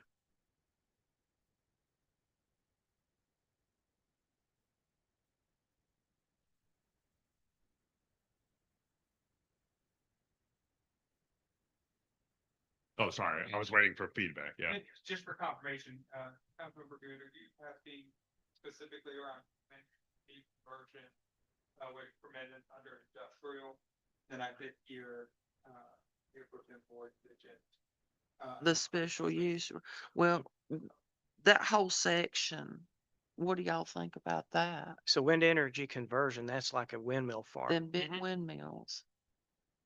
And then the solar energy system, level 2 and level 3, I don't have those definitions, but again, we're not talking about a roof solar panel array for a house or for It's a like a business. solar We're farm. talking about, correct, a solar farm that's generating electricity as a commercial business, putting back into the grid. That's not necessarily by the utility company. Or Mm-mm. would that also, if Duke bought land and wanted to build one, that would be something different, or would that be? No, they'd still all have to still permit it. under? I mean, Yeah, they're they still a gotta business, permit it, yeah. yeah. Right. But you're right, there are private entities that do those developments also. Right. Well, but I mean, it's taken up farmland, and we need to look at the positives and the negatives of it. So do we want to leave it permitted in a couple and special use permit? I think making them all conditional. Cause that gives us as a council to the ability to determine if it fits. The planning board would look at it, give their recommendation, and we have the opportunity to say, that's not a good place for that, or, Well, but the residents can come say, if it's going up next to them. yep, they would have that opportunity. Okay. So I heard a majority for changing wind energy and both the solar energy level 2 and level 3 all to conditional. Is that correct? And fuel oil, everything in that category. Pretty much everything. Oh, the whole category. Sorry. Okay. So all energy related industrial uses are all conditional. So we just leave it there and take out that column. Great. Well, something that you all are being strike from use within it, keeping the current designation, but making them all conditional. I think that's pretty reasonable. Y'all think that? And Locations of such district, depending on. We may not be able to strike it from the town, but we might could strike it in certain. yeah, Yeah, but yeah, not overall, but yeah, tighten it. and what is extractive industry? Mining. Yes. Okay, and it can have a special use permit under industry? That's how it's currently written. It's another one for the conditional zoning. Is there one more for that to make it a majority? Yeah. Great, thank you. So extractive, all conditional.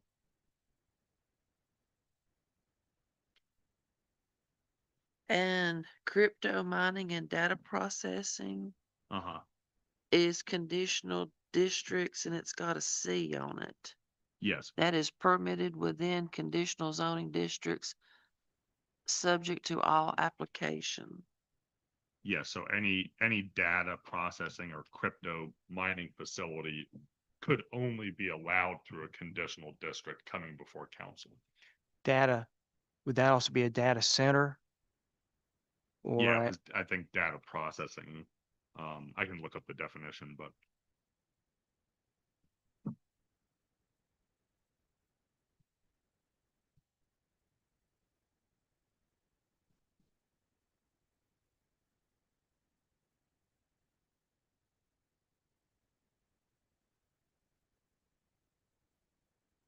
an industrial scale facility used primarily for storage, management, processing, and transmission of digital data.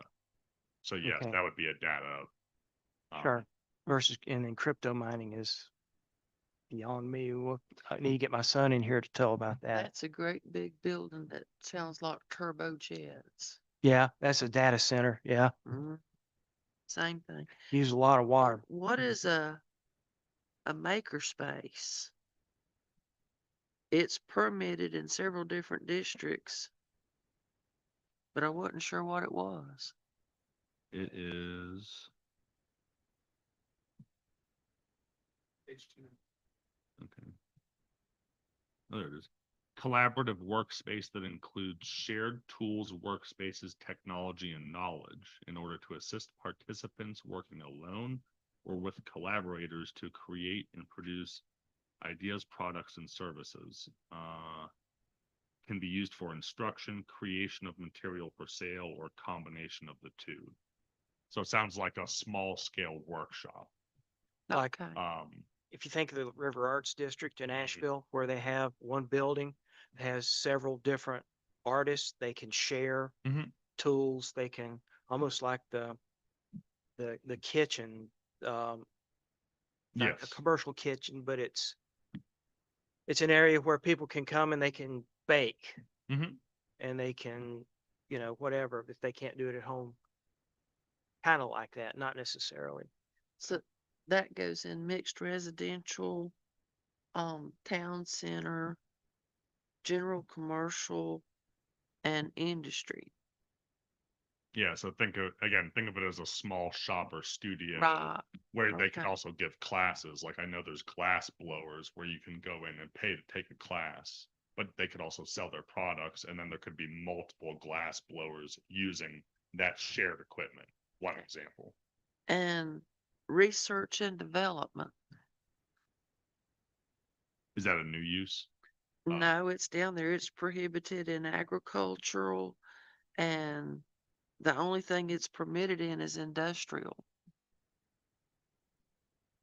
Yes, permitted in the agricultural residential, correct? No, So- Prohibited. it's No. prohibited everywhere Uh-huh. except industrial. So So if you have a bona fide farm, then you can do research and development. And I would say if you had, like, is it Well, I Trihisha mean, that does, if by some you chance do- they were looking into grants or something, could that affect them through that or through their agribusiness or anything? No, because again, if it's a bona fide farm, it's exempt, but the definition here is a business that engages in research and development of innovative ideas in technology intensive fields, and it gives like prototypical devices, medical devices, creation and testing of drug compounds, vehicles, equipment, research for industrial processes. So much larger scale. Okay, so not Big agricultural. research. a research center, anything like No, that? not the NC State facility. Yeah. Okay. Hmm. And asphalt or concrete plants is special permit in industry areas only. Conditional. All conditional. Yeah. We're not going to have any special use permits left, and that's probably a good thing. Sorry. Yeah. Was there one more that was okay with that? Yeah.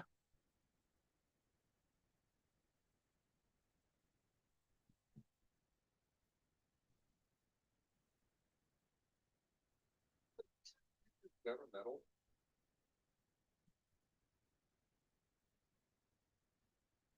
Yeah, All under. it would probably, yes, I mean, I don't want to give an answer on the spot, but yeah, I mean, it's a governmental activity where they do, you know, obviously crop research. Um,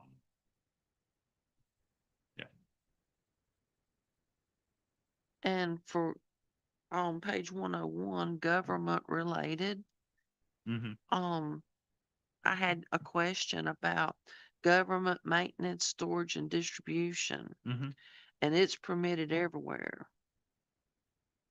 mhm. Like DOT, they have a Okay, pipe yard or a, something like that. Or okay. the town. And government offices, that's pretty self-explanatory. Um,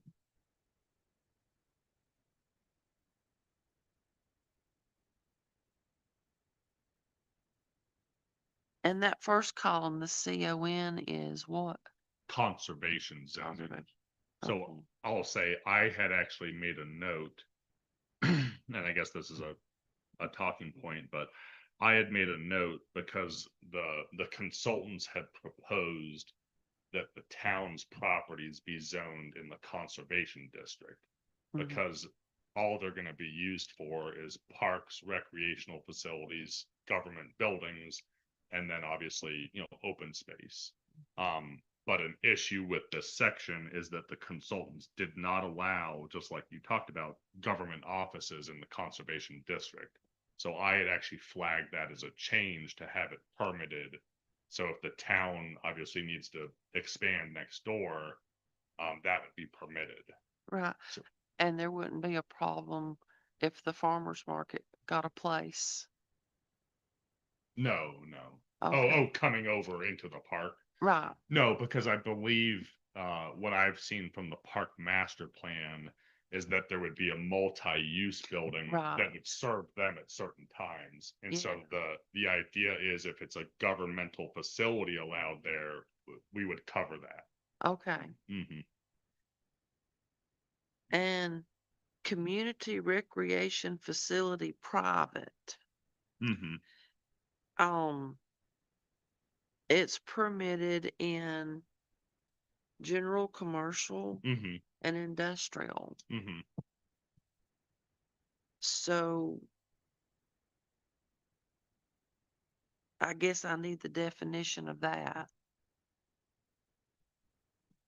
Because of facility private, um, I didn't know, is that indoor, outdoor? I mean, is it like neighborhoods having playgrounds, which I It's think they want that as counted as green space or, Yeah, it says a non-commercial establishment providing recreational opportunities, features, or facilities to the owners or residents of a specific development. So you're correct. It's a recreation for a development, recreational area. okay. And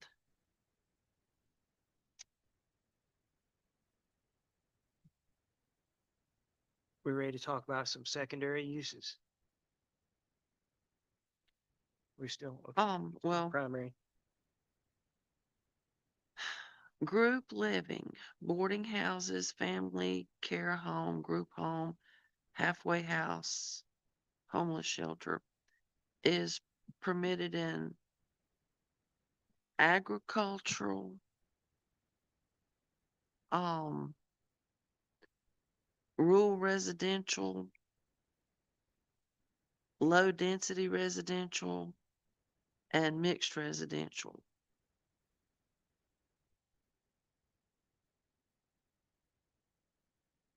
Full residential, Right. family care. Only, Residential. only for family care. Yeah. So the boarding house, the group home, the halfway house, and the homeless shelter actually are only allowed via conditional district, conditional zoning. The family care home is permitted in all the other residential districts except for conservation. Okay. And those are pretty well regulated, correct? Mhm. There's size limitations, et cetera, for it to remain as a family care home. And I believe for the other ones, under the conditional designation, just from remembering what I read through today, I believe there's separation requirements. So, you don't, if you had a homeless shelter, if there was another one, it'd have to be a mile away. That's just an example.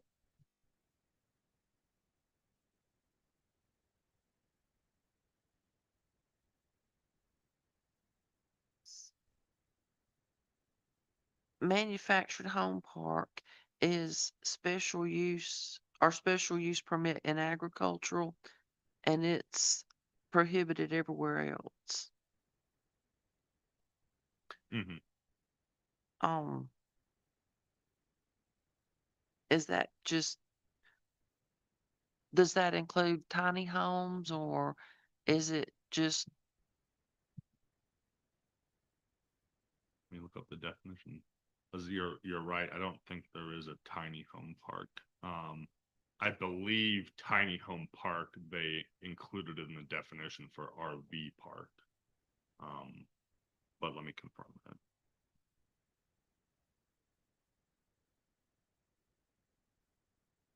Sounds like another candidate for conditional zoning.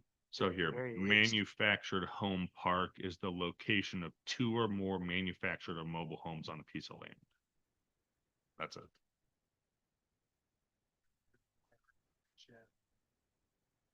Residential, that is currently special use, we can mention potential for moving that to conditional Yeah. as well, but Yes, that would be my thoughts.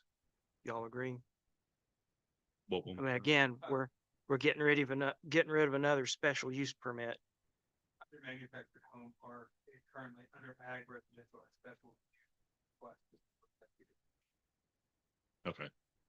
We had put special use because there's not going to be any other type of attainable housing in Mills River besides manufactured home parks. And so again, conditional is fine if that's the council's decision, but I believe that's why it was included as special use. That gives the public a chance to weigh in on it. So strike, just make it conditional only. Is that reasonable, or do we want to leave this special use?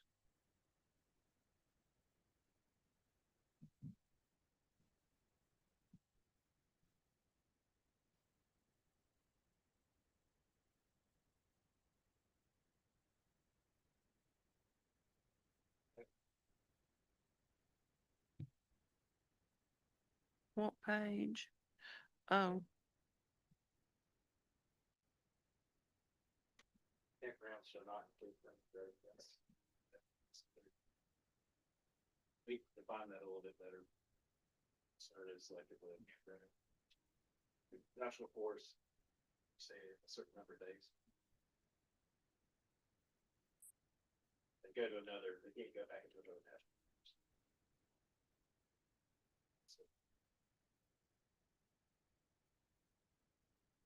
Or they don't want to be able to switch names.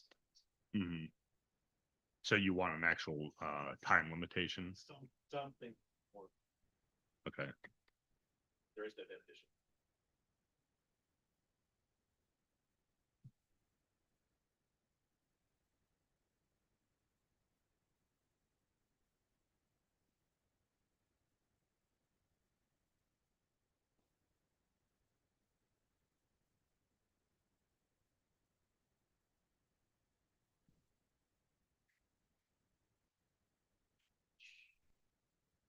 Mhm.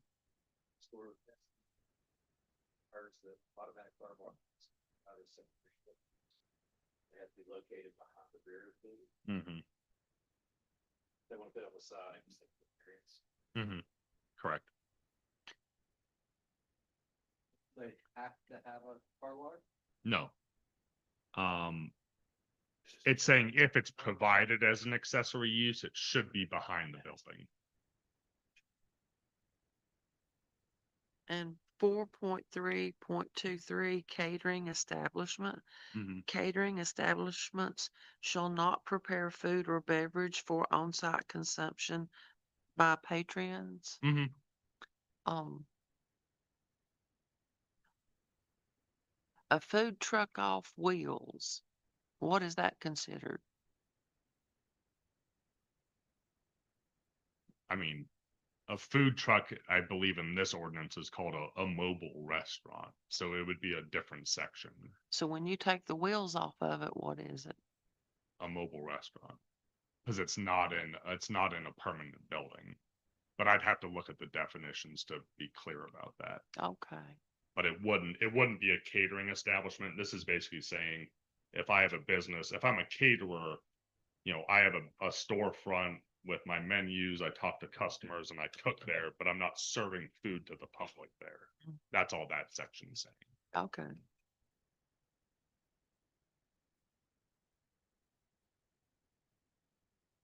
Currently, with restaurants, voting rights is designed to be friendly and operate for the purpose of preparing and or selling food and or non-alcoholic beverages.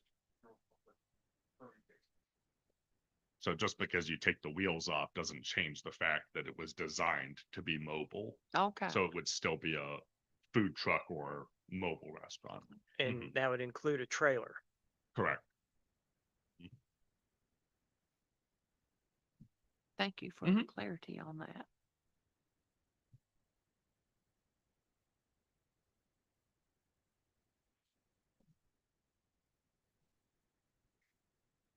Mm-hmm.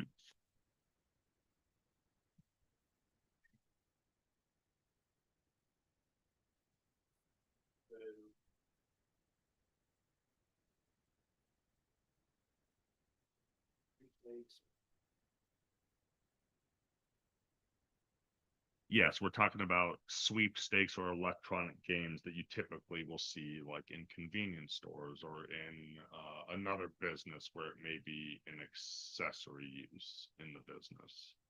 Some state laws are murky about it because I believe there was a law passed or a court case that tried to define what is a sweepstakes versus an electronic game of skill. And I don't know that off the top of my head. I'd have to look that up. You're But not, a lot of communities want to regulate that because there's concerns that basically like a corner of your convenience store and a gas station becomes a casino basically. Yeah. No, we don't have to allow them. I thought back in the day, the little restaurant turned into one of those and then got shut down. It's I heard it's always been a real gray. Mhm. On who owns it and who collects the money? Yeah. we're not talking about a, If the state is more lenient, we would have to go with that. If it's not in here at all. I have a definition, but it's really long.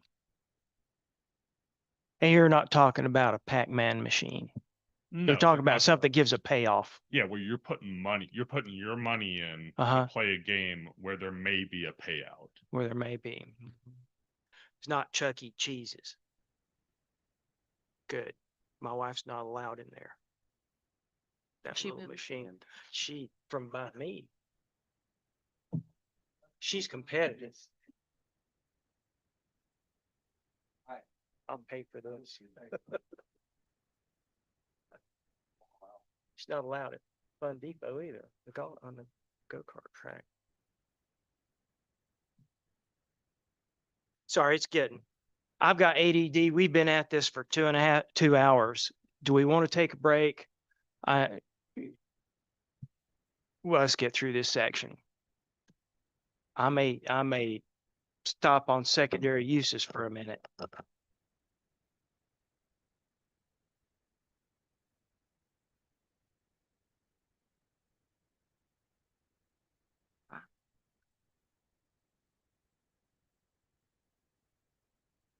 Okay, so when we're talking about prohibited as secondary uses, home occupations. Okay, page 156. So home occupations. That means if I own my home, but I want to work in my home doing these things, when we say as secondary uses, would they permit it as primary uses? Or a secondary use is if you live in the home and you do something else, the something else is secondary. Is that, okay? So if I live in my home and I want to repair vehicles, got a garage, somebody wants to bring their car to me and, I charge them a little bit of money, put a new set of brakes on. That would be prohibited And I'm under sorry, this. what was As the a name of the use, secondary use? Secondary uses, but What it's was the name? under home occupations. Under home occupation. Okay, So it's right there under 4.4.3. got it. Specifically under item one. Yeah, item one. Oh, 4.4.3? Yeah, 4.4.3. Well, now I thought we said earlier that if it was already there, it was your grandfather. But new uses, I mean, as a secondary use, we're not gonna allow anybody else to ever do it again unless we rezone their property, or is that prohibited? Oh, funny, I have a couple notes here that said delete. Delete the whole row? No, just that one? I had vehicle repair. Uh-huh. I said delete, this should be allowed in rural areas. I had outdoor storage of any kind, number 3, and number 4, commercial nurseries. You said number 2 also, outdoor repair of any kind, delete that too. I hadn't marked that, but I mean, I'd that's- mark it. okay. And, 08, number 8, that would be a good one to delete. Bulk storage of hazardous liquids. Oh, 8, not 9, sale, repair, manufacture, discharge of firearms. Explosives you might leave in there. We probably don't really want explosives in the garage. I'd have some explaining to do, but, Tons of tamarack, bro. Well, now somewhere in here. well, you're not manufacturing it. Somewhere in here, I read that they're prohibiting shooting ranges, indoor and outdoor, I thought, But that was only in certain, commercial outdoor. Outdoor is prohibited. Indoor, I believe, is allowed with standards. And it's only for commercial purposes. It's only if you're doing it for money. You can still, you can still do you it. can still go outside and, show your patriotism. Amen. Just because I've heard, Councilmember Good mention, striking number 2, there's, outdoor repair of any kind, and just trying to see if there's a consensus of council to strike that term. Then we'll move to 8. And so medical or dental lab, yeah, I can get that as a lab, but does that include making crowns? Matt wants 'Cause a I'm- second, I think, right now on the outdoor repair of any kind. I'll give a sec. I'm for striking that. I think Mike already had that stricken. Well, we had marked it down, but since we had not received a consensus, okay, so thank you, Councilmember Good. Just want to make sure we have 3. But that would also include the cleaning. It says like cleaning and repair in another section for the light. Yeah, we can, Strike cleaning too. Yeah, so if somebody wants to detail cars in their garage, that's not. well, I just think like Mead tractor right now, I know that there would be allowed to, but like if you bring your mower to get service, they would wash it outside. Mm-hmm. Yeah, that was in a previous section. Mhm. Yeah. Oh, yeah, we wouldn't want to keep that from Is there happening. consensus for, remove number?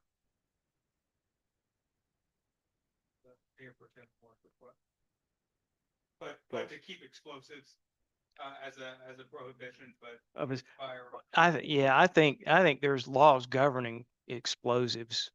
But what's a Making- bulk, what's bulk? 251 gallons? You're talking about 9, which is the flammable or hazardous liquids. Yeah. And we're only talking about home occupations. Oh, you've got a different list up there than I've Well, got. that's what I was gonna ask next. So did you already take the firearms stuff out? I didn't, but I might have different versions. I am confused. I mean, because This explains a lot. that explains a lot.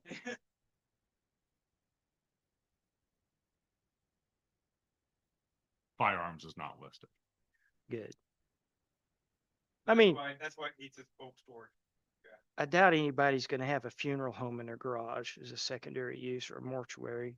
There's people actually building caskets now and selling them locally. Good for them. Woodworking. That's fine, but that's not, They're affordable. Right? No, institution, home occupation.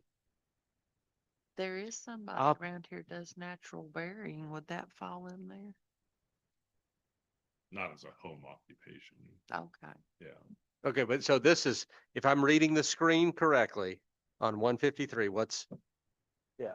Number 8, bulk storage is only for, once again, if it's commercial use in your home. in your This- home. Yeah, this is saying if you have a commercial business that's secondary to your house, but on the same property, you cannot have bulk storage of flammable or hazardous liquids. So I cannot have a Cannot. 500-gallon propane tank beside my house that also has a garage?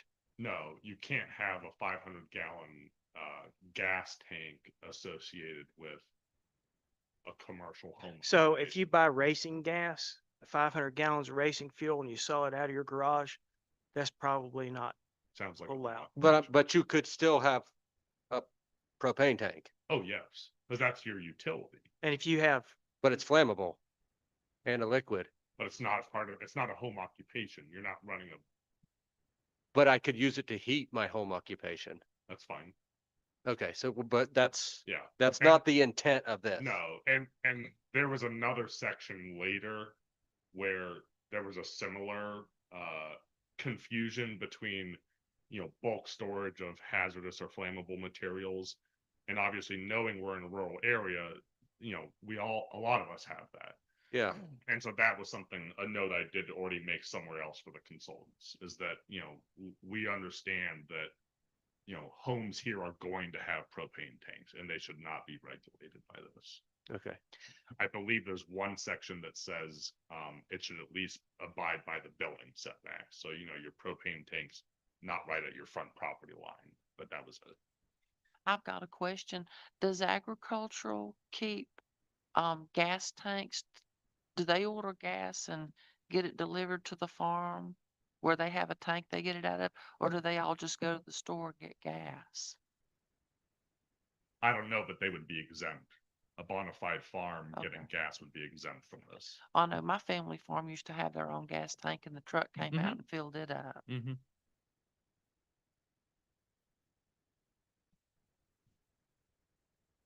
all right, how are we going here? How's it going? Any more questions? I think I'm good for the first read through.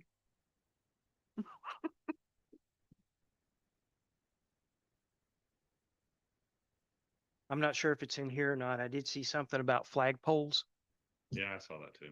Is it in this section? You know, I can never find it and I don't have control F on my, It's permitted everywhere. there was something that had a height limit on flagpoles, like 40 feet. Oh, look. If it's American flag, I don't think you need a limit on it. I mean, Is Yeah, it? I believe there's a law. who against can that now. afford that? Good. And Yeah. however many flagpoles, if you want to have all 50 states have at it.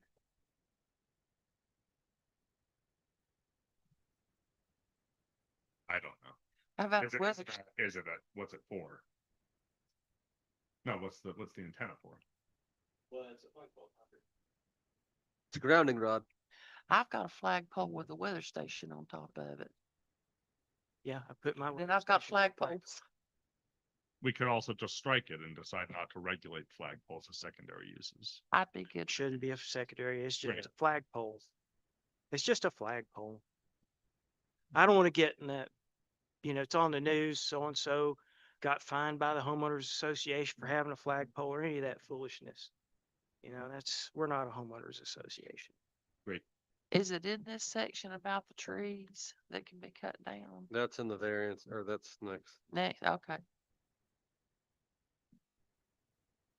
All right, it's coming up. If we're done with this section, we want to press on. We have one more tonight or two? This is the third section we've covered.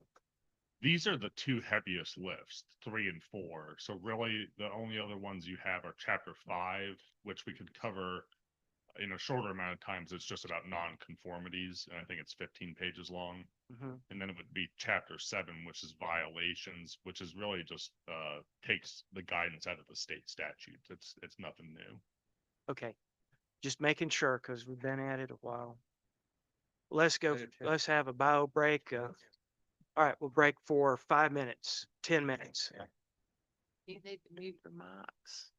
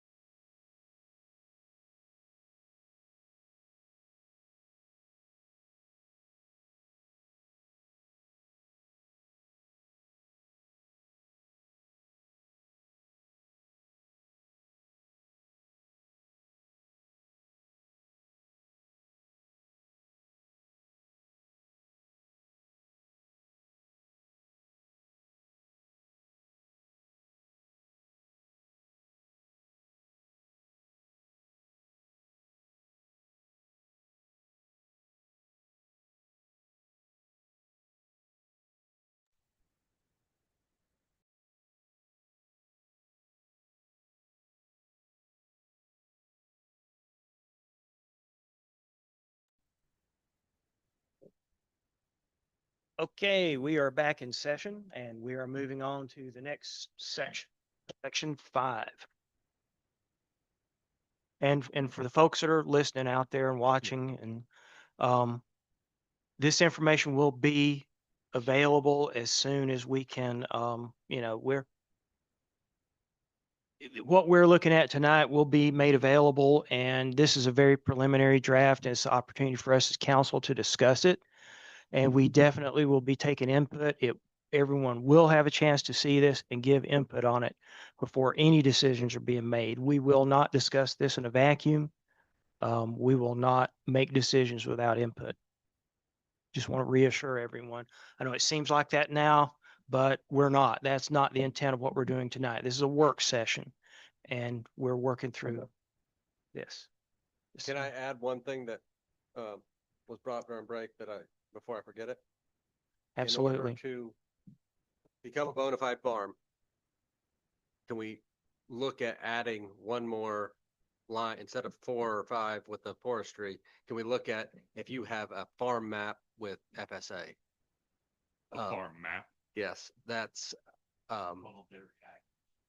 yeah, Oh, you're or, saying or that, back well, road. you can go to the FSA office for free Mhm. and tell them any parcel of land you're farming, and then you can get a farm map even under your name. So before, because there would be like a waiting period Mhm. when you're getting your tax ID number. Mhm. That way you could have it you could walk out with it that day. They'll print it for you right then. And what are the qualifications for that? You go down there and tell them you're farming this piece of property. It's, So I'm just asking because I don't know that. Is there a size limitation on it? no, there's.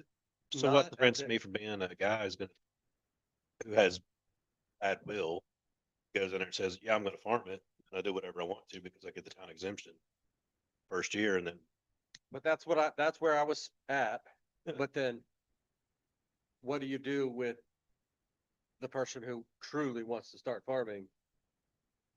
Like how I do you have to wait a year. We can create new uses too. I mean, I can tell the consultants to create a definition for a micro farm, a small farm, small scale farm, whatever we want to call it, and just add it to the use table and allow it everywhere. Like family farm? However we want to call it. I understand the Yeah. keeping the bad apples out. But I also don't, yeah, I'm, Is there a consensus for that? yeah. Your definitions. Well, for his request to add FSA mapping and VAD as evidence that to, is to get in the there, isn't it? exemption. I thought that's the value. I think that's in number 2. Voluntary access. Okay. Oh. If not, yeah, there's a consensus for making sure that's in there in some way. FS. Don't know what it's going to look like, but make sure there's VAD. protection in there for that.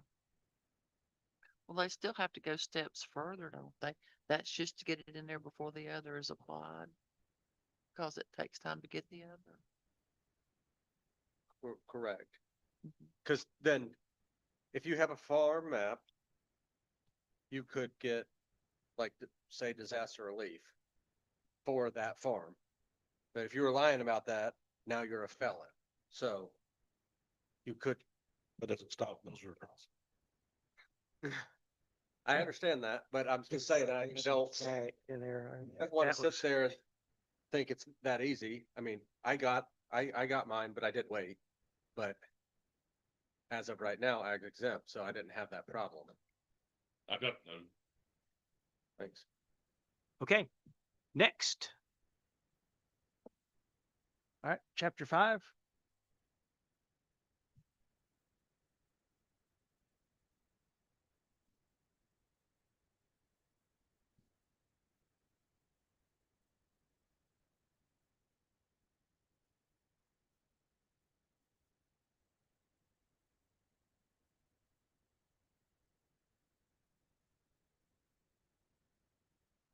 Nonconformities.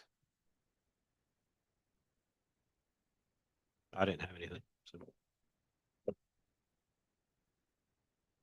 I didn't. I think I had one, I'm pulling up right now, where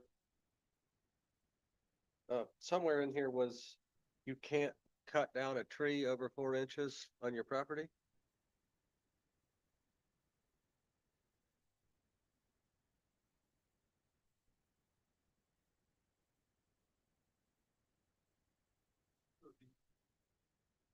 I believe there was a line in here that says you can't cut down existing trees over 4 inches in diameter.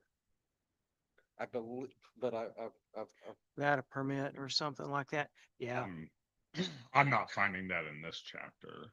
it may be. I remember seeing that in There, somewhere, and that's not us. We yeah, don't do there that. was something for a tree clearing certificate, and that was something I had struck out as well. Yeah, Because we that, don't have the manpower. to needed me, do that it. would be like if you're subdividing or if you're building, you're developing a piece of property. And then you're required to keep a certain amount of trees, keep a certain amount of trees. It's regulated under that, but Mhm. if I got a tree on my property and I need to cut it before it falls on something, I don't need to come down here and get permission. It's my property. Mhm. So we don't need to be, yeah, we're not gonna go after that. And believe me, I've got plenty of regulation around the house. My wife will tell me not to do this or not to do that, or go ahead and finish cutting it down. It looks bad. So I like to please her.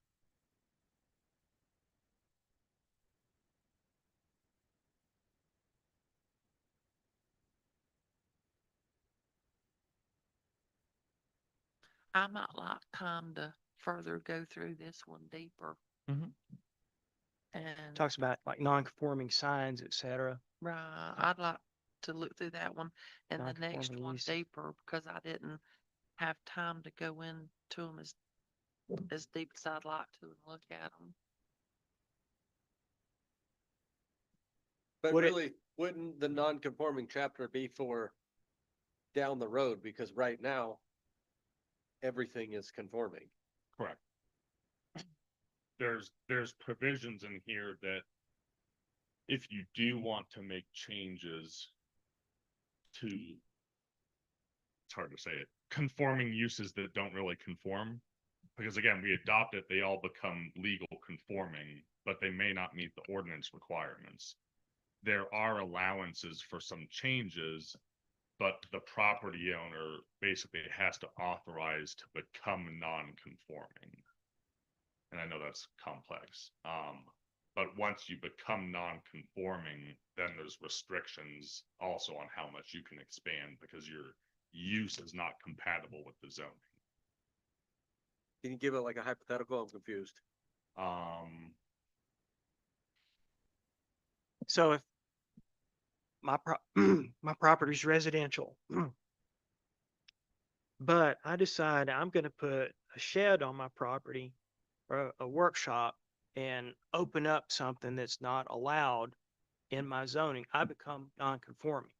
But that's after the UDO. If I have something that's established now, then that's it. Or if I do something, I can become non-conforming after the UDO's passed, even though, right? Yeah, so, and it is complex. It says development proposed for alteration that can't comply with the ordinance standards, and can't get a variance, can't get a conditional zoning, doesn't have any other path forward, can only be altered by becoming non-conforming. And so I didn't go into this earlier.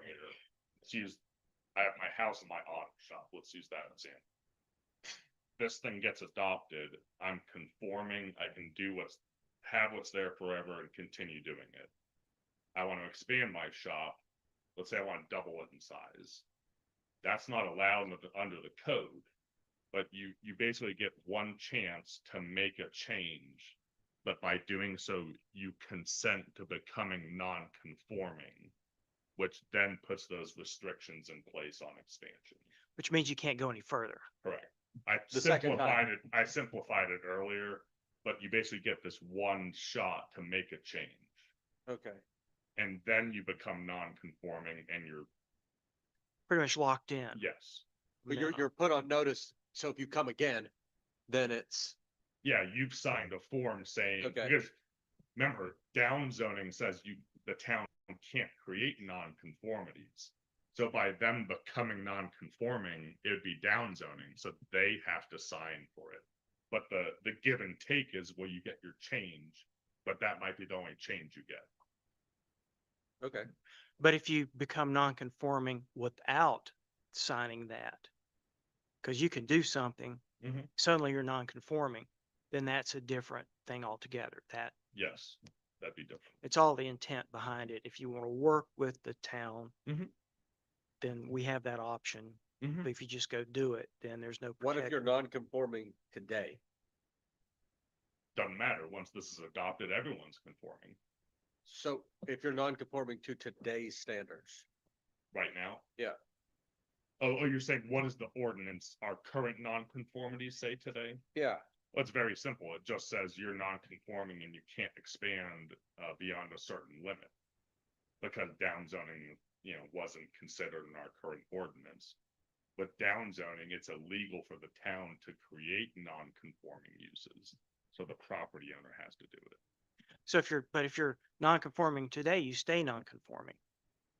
Not upon adoption of this.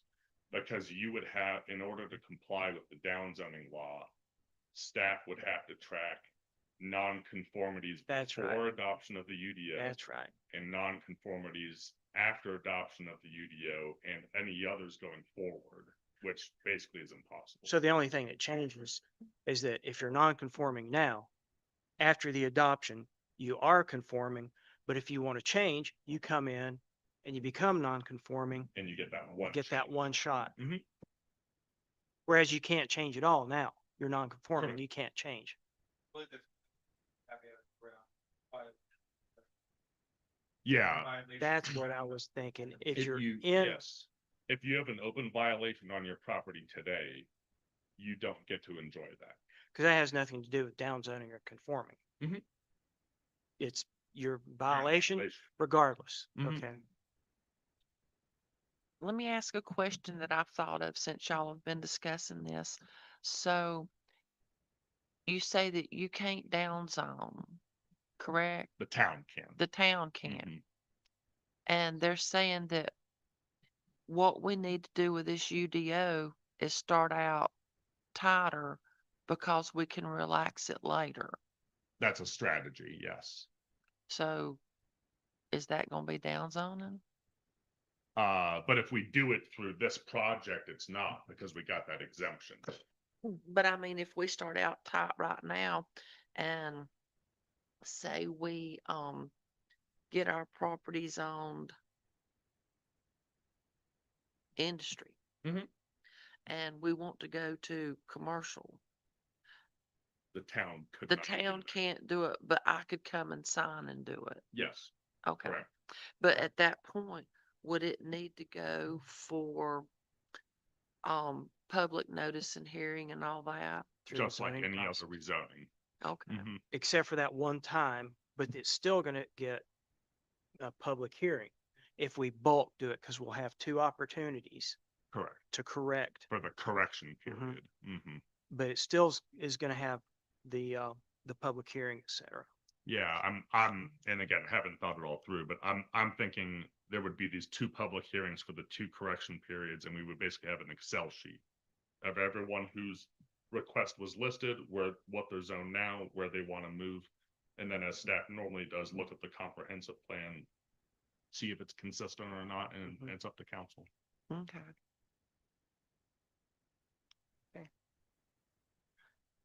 And we will be reading this, we will be talking about it again, and I want to get it out there so everybody can read it and bring in their comments.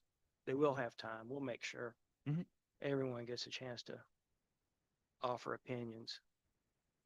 Again, first draft, but this is probably 2/3 of the material, so. It's still a very rough draft, and there will be other sections released real soon. Mhm. Or After the holidays. turned in, Mhm. yeah. so feedlot is or is not agriculture? I think the confusion is around what, and again, this is totally new to Mills River. Mhm. What's a bona fide farm? Mhm. per the state definition, there are those specific requirements you have to meet. And the activity has to be on that farm land. There's also agricultural related commercial uses. And I believe that's what the consultant put in that's causing the confusion. So if you live in a residential area, if you have 5 acres and you want to put 4 of them in a feedlot as a secondary use, that's not something that would be allowed, correct? Is that what we're saying? Is that the concern about a feedlot? Or if you got a bona fide farm, you can do it if you want to. Or, That's the intent of the code, I believe, is that if you've got your bona fide farm and you meet one of those requirements, which will now include an FSA map or VAD map, then you're exempt. Mhm. But if I decide to start, feeding 100 head of cattle, in a very small area and selling it to market, unless I meet one of these requirements, which seems like I could do, I would be subject to those commercial ag related requirements. mhm. But again, I mean, this is up for discussion and feedback. If that is too confusing and we just want to go, strike those items and, bring the level down to get the bona fide farm exemption, we can do that. This is the starting point the consultant has set out for us.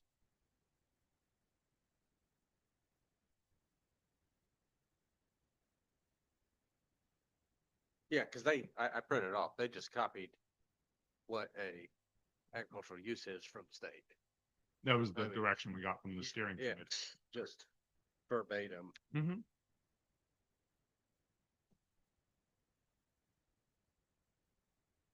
I don't think many people are going to be building a feedlot in a small piece of land either, anyway. Yeah, but I mean, There's a lot of farmers around here have herds of cattle and stuff, and I mean, that's different. Cattle that graze as opposed to a feedlot, which cows don't leave the lot, but right? if Or am they're I getting ready to understanding that send them wrong? to slaughter, if they raise them for beef and they're getting ready to send them to slaughter, they're gonna confine them and Right. what we The call dressing feedlot, them out. a feed, I guess we just need just a description of a feedlot, a definition. It's in there. You wanna read it, Mike or Matt? Wasn't it called concentrated? Concentrated feeding. We called it a feedlot so we could understand it a little better. So here, under the definition of animal husbandry, the last part of it talks about concentrated animal feeding operations. So I'll read the whole thing. So animal husbandry has the commercial and non-commercial propagation, rearing, exercising, feeding, milking, housing, etc., general care of living animals and livestock. Examples include, but are not limited to, raising and production of cattle, beef and dairy, pigs, mules, ducks, horses, goats, poultry, sheep, fish, and similar livestock. And then it says concentrated animal feeding operations are industrial uses. Breeding and rearing of animals, typically thought as household pets, doesn't qualify as animal husbandry. Like doing that, the definition in here of the concentrated animal feeding operations is a facility devoted to the large-scale storage, feeding, and processing of animals in accordance with North Carolina General Statute, then it calls out the General Statute. definition.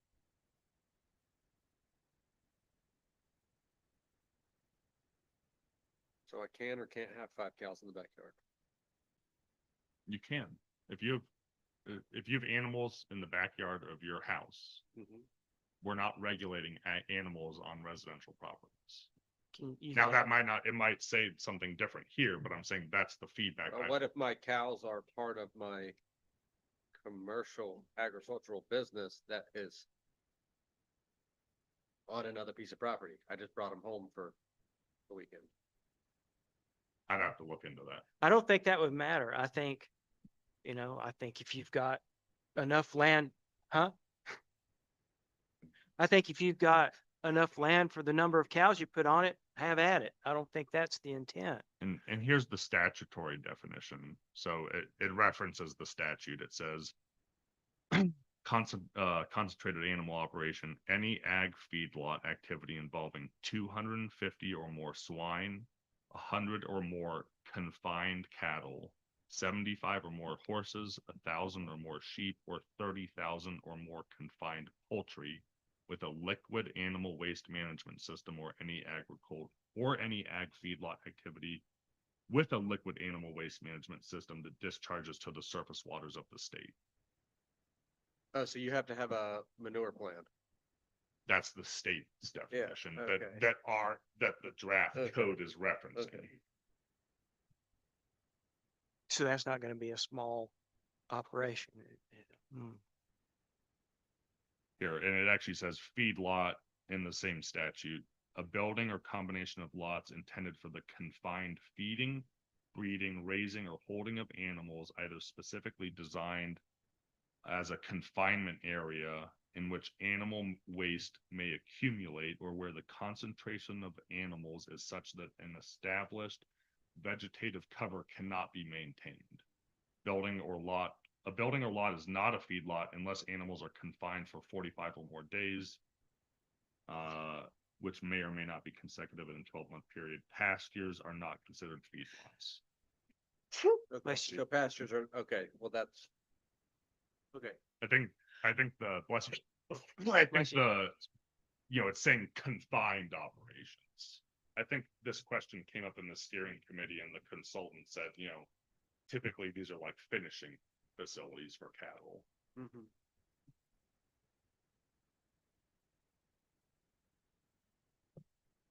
I have one more question. I Sure. want to make sure of it for me. I make hay, I have my ag exemption number. That number is tied to a business that owns no land in Mills River. I store that hay on land in Mills River. That land has a different ag number, but for hypothetical purposes, it's not, it's a commercial piece of property. Do I have to conform to the agricultural storage standards for my parked hay in my gravel dusty lot? I would say no, because one of the notes I wrote down, one of the first notes was to allow storage of hay by right. Okay. But I've not looked through it. I can't come up with it. I'm not the only one. I know yeah. of other farmers who truly farm with the numbers, they have all the stuff, Mhm. but they lease whole parcels of land Mhm. that are, who knows, they might not be in the voluntary ag at all. Mhm.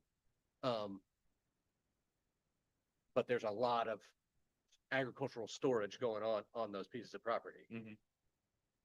Yeah, who's to say if somebody cuts hay off my property, they need to store the bales there for 3 or 4 months. Who's that hurting? So I'm thinking like the Roper Dairy, or the old Roper Dairy that's now owned by a developer, but it's farmed, and they store a lot of farm goods on there. So, I don't know if that parcel is Mhm. under the voluntary ag district. I'm sure it's on an FSA map, but I just hate to make an issue. Do you see what I'm saying? Like, Yeah, I've made a note, and I have the one from earlier that basically we need to have ag storage allowed. Okay. And we'll look through the code and make sure that's reflected. sounds good. All right. Violations.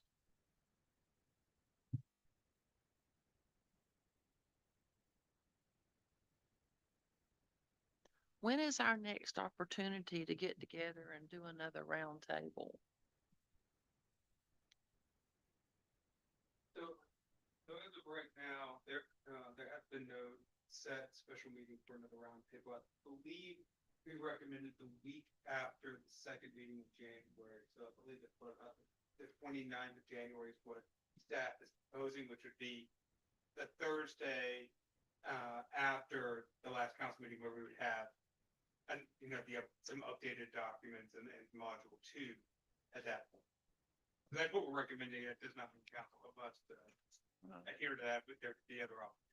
Well, like I say, I would like a chance to dive into these last two and read them a little more thoroughly. Would it be appropriate for us to read through it and send an email in if we've got concerns? Would that be all right, rather than coming back for another meeting? And then you share that email with the rest of the council so they can look at it? Since we're really not,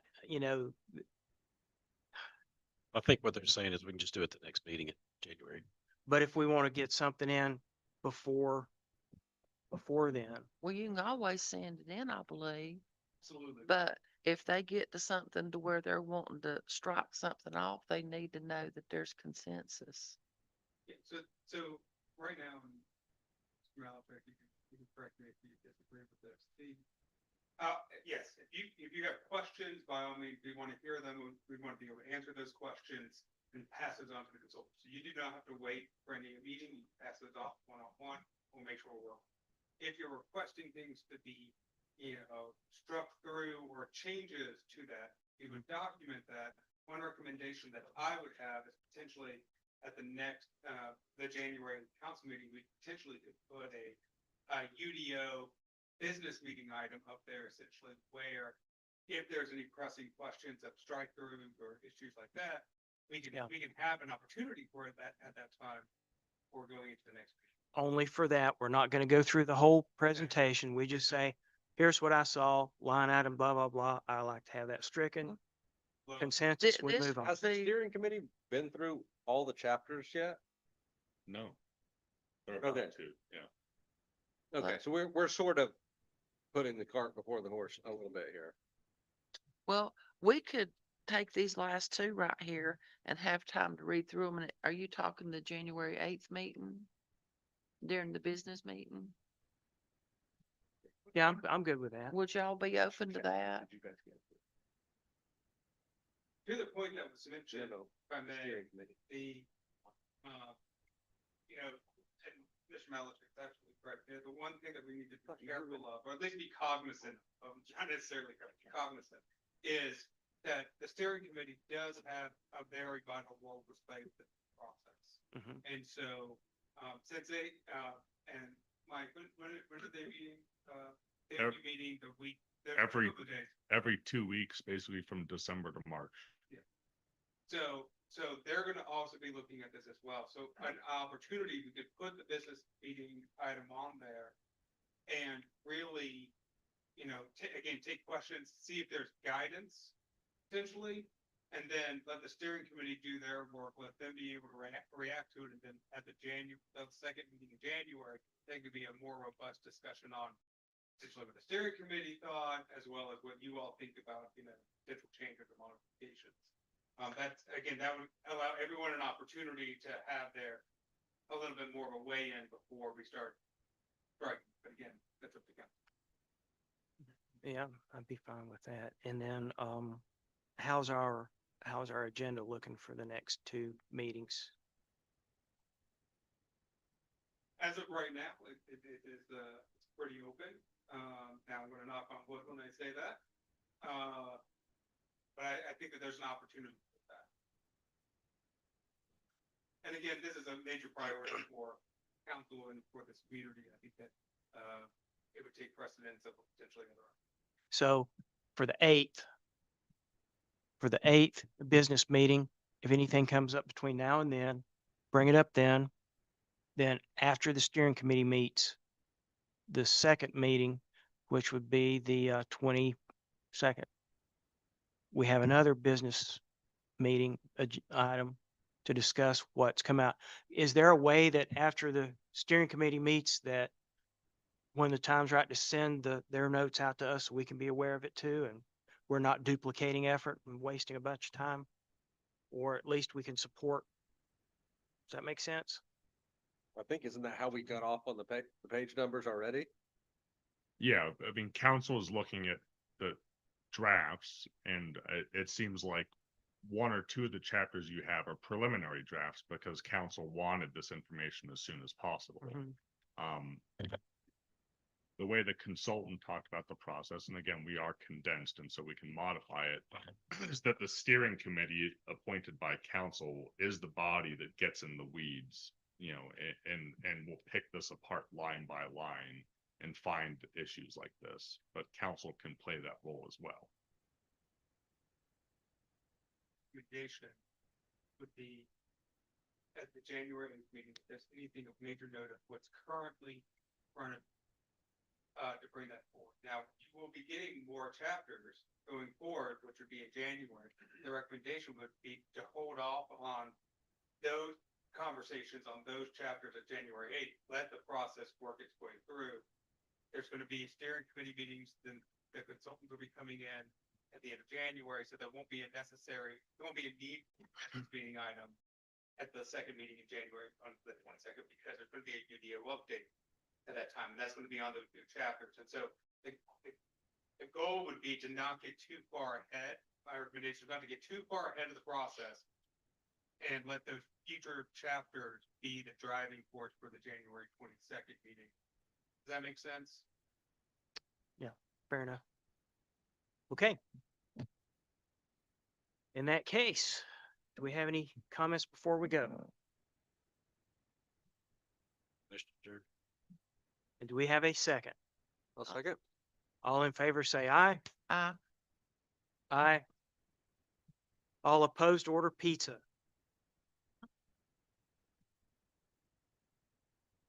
thank you. Thank y'all. Got a book to understand.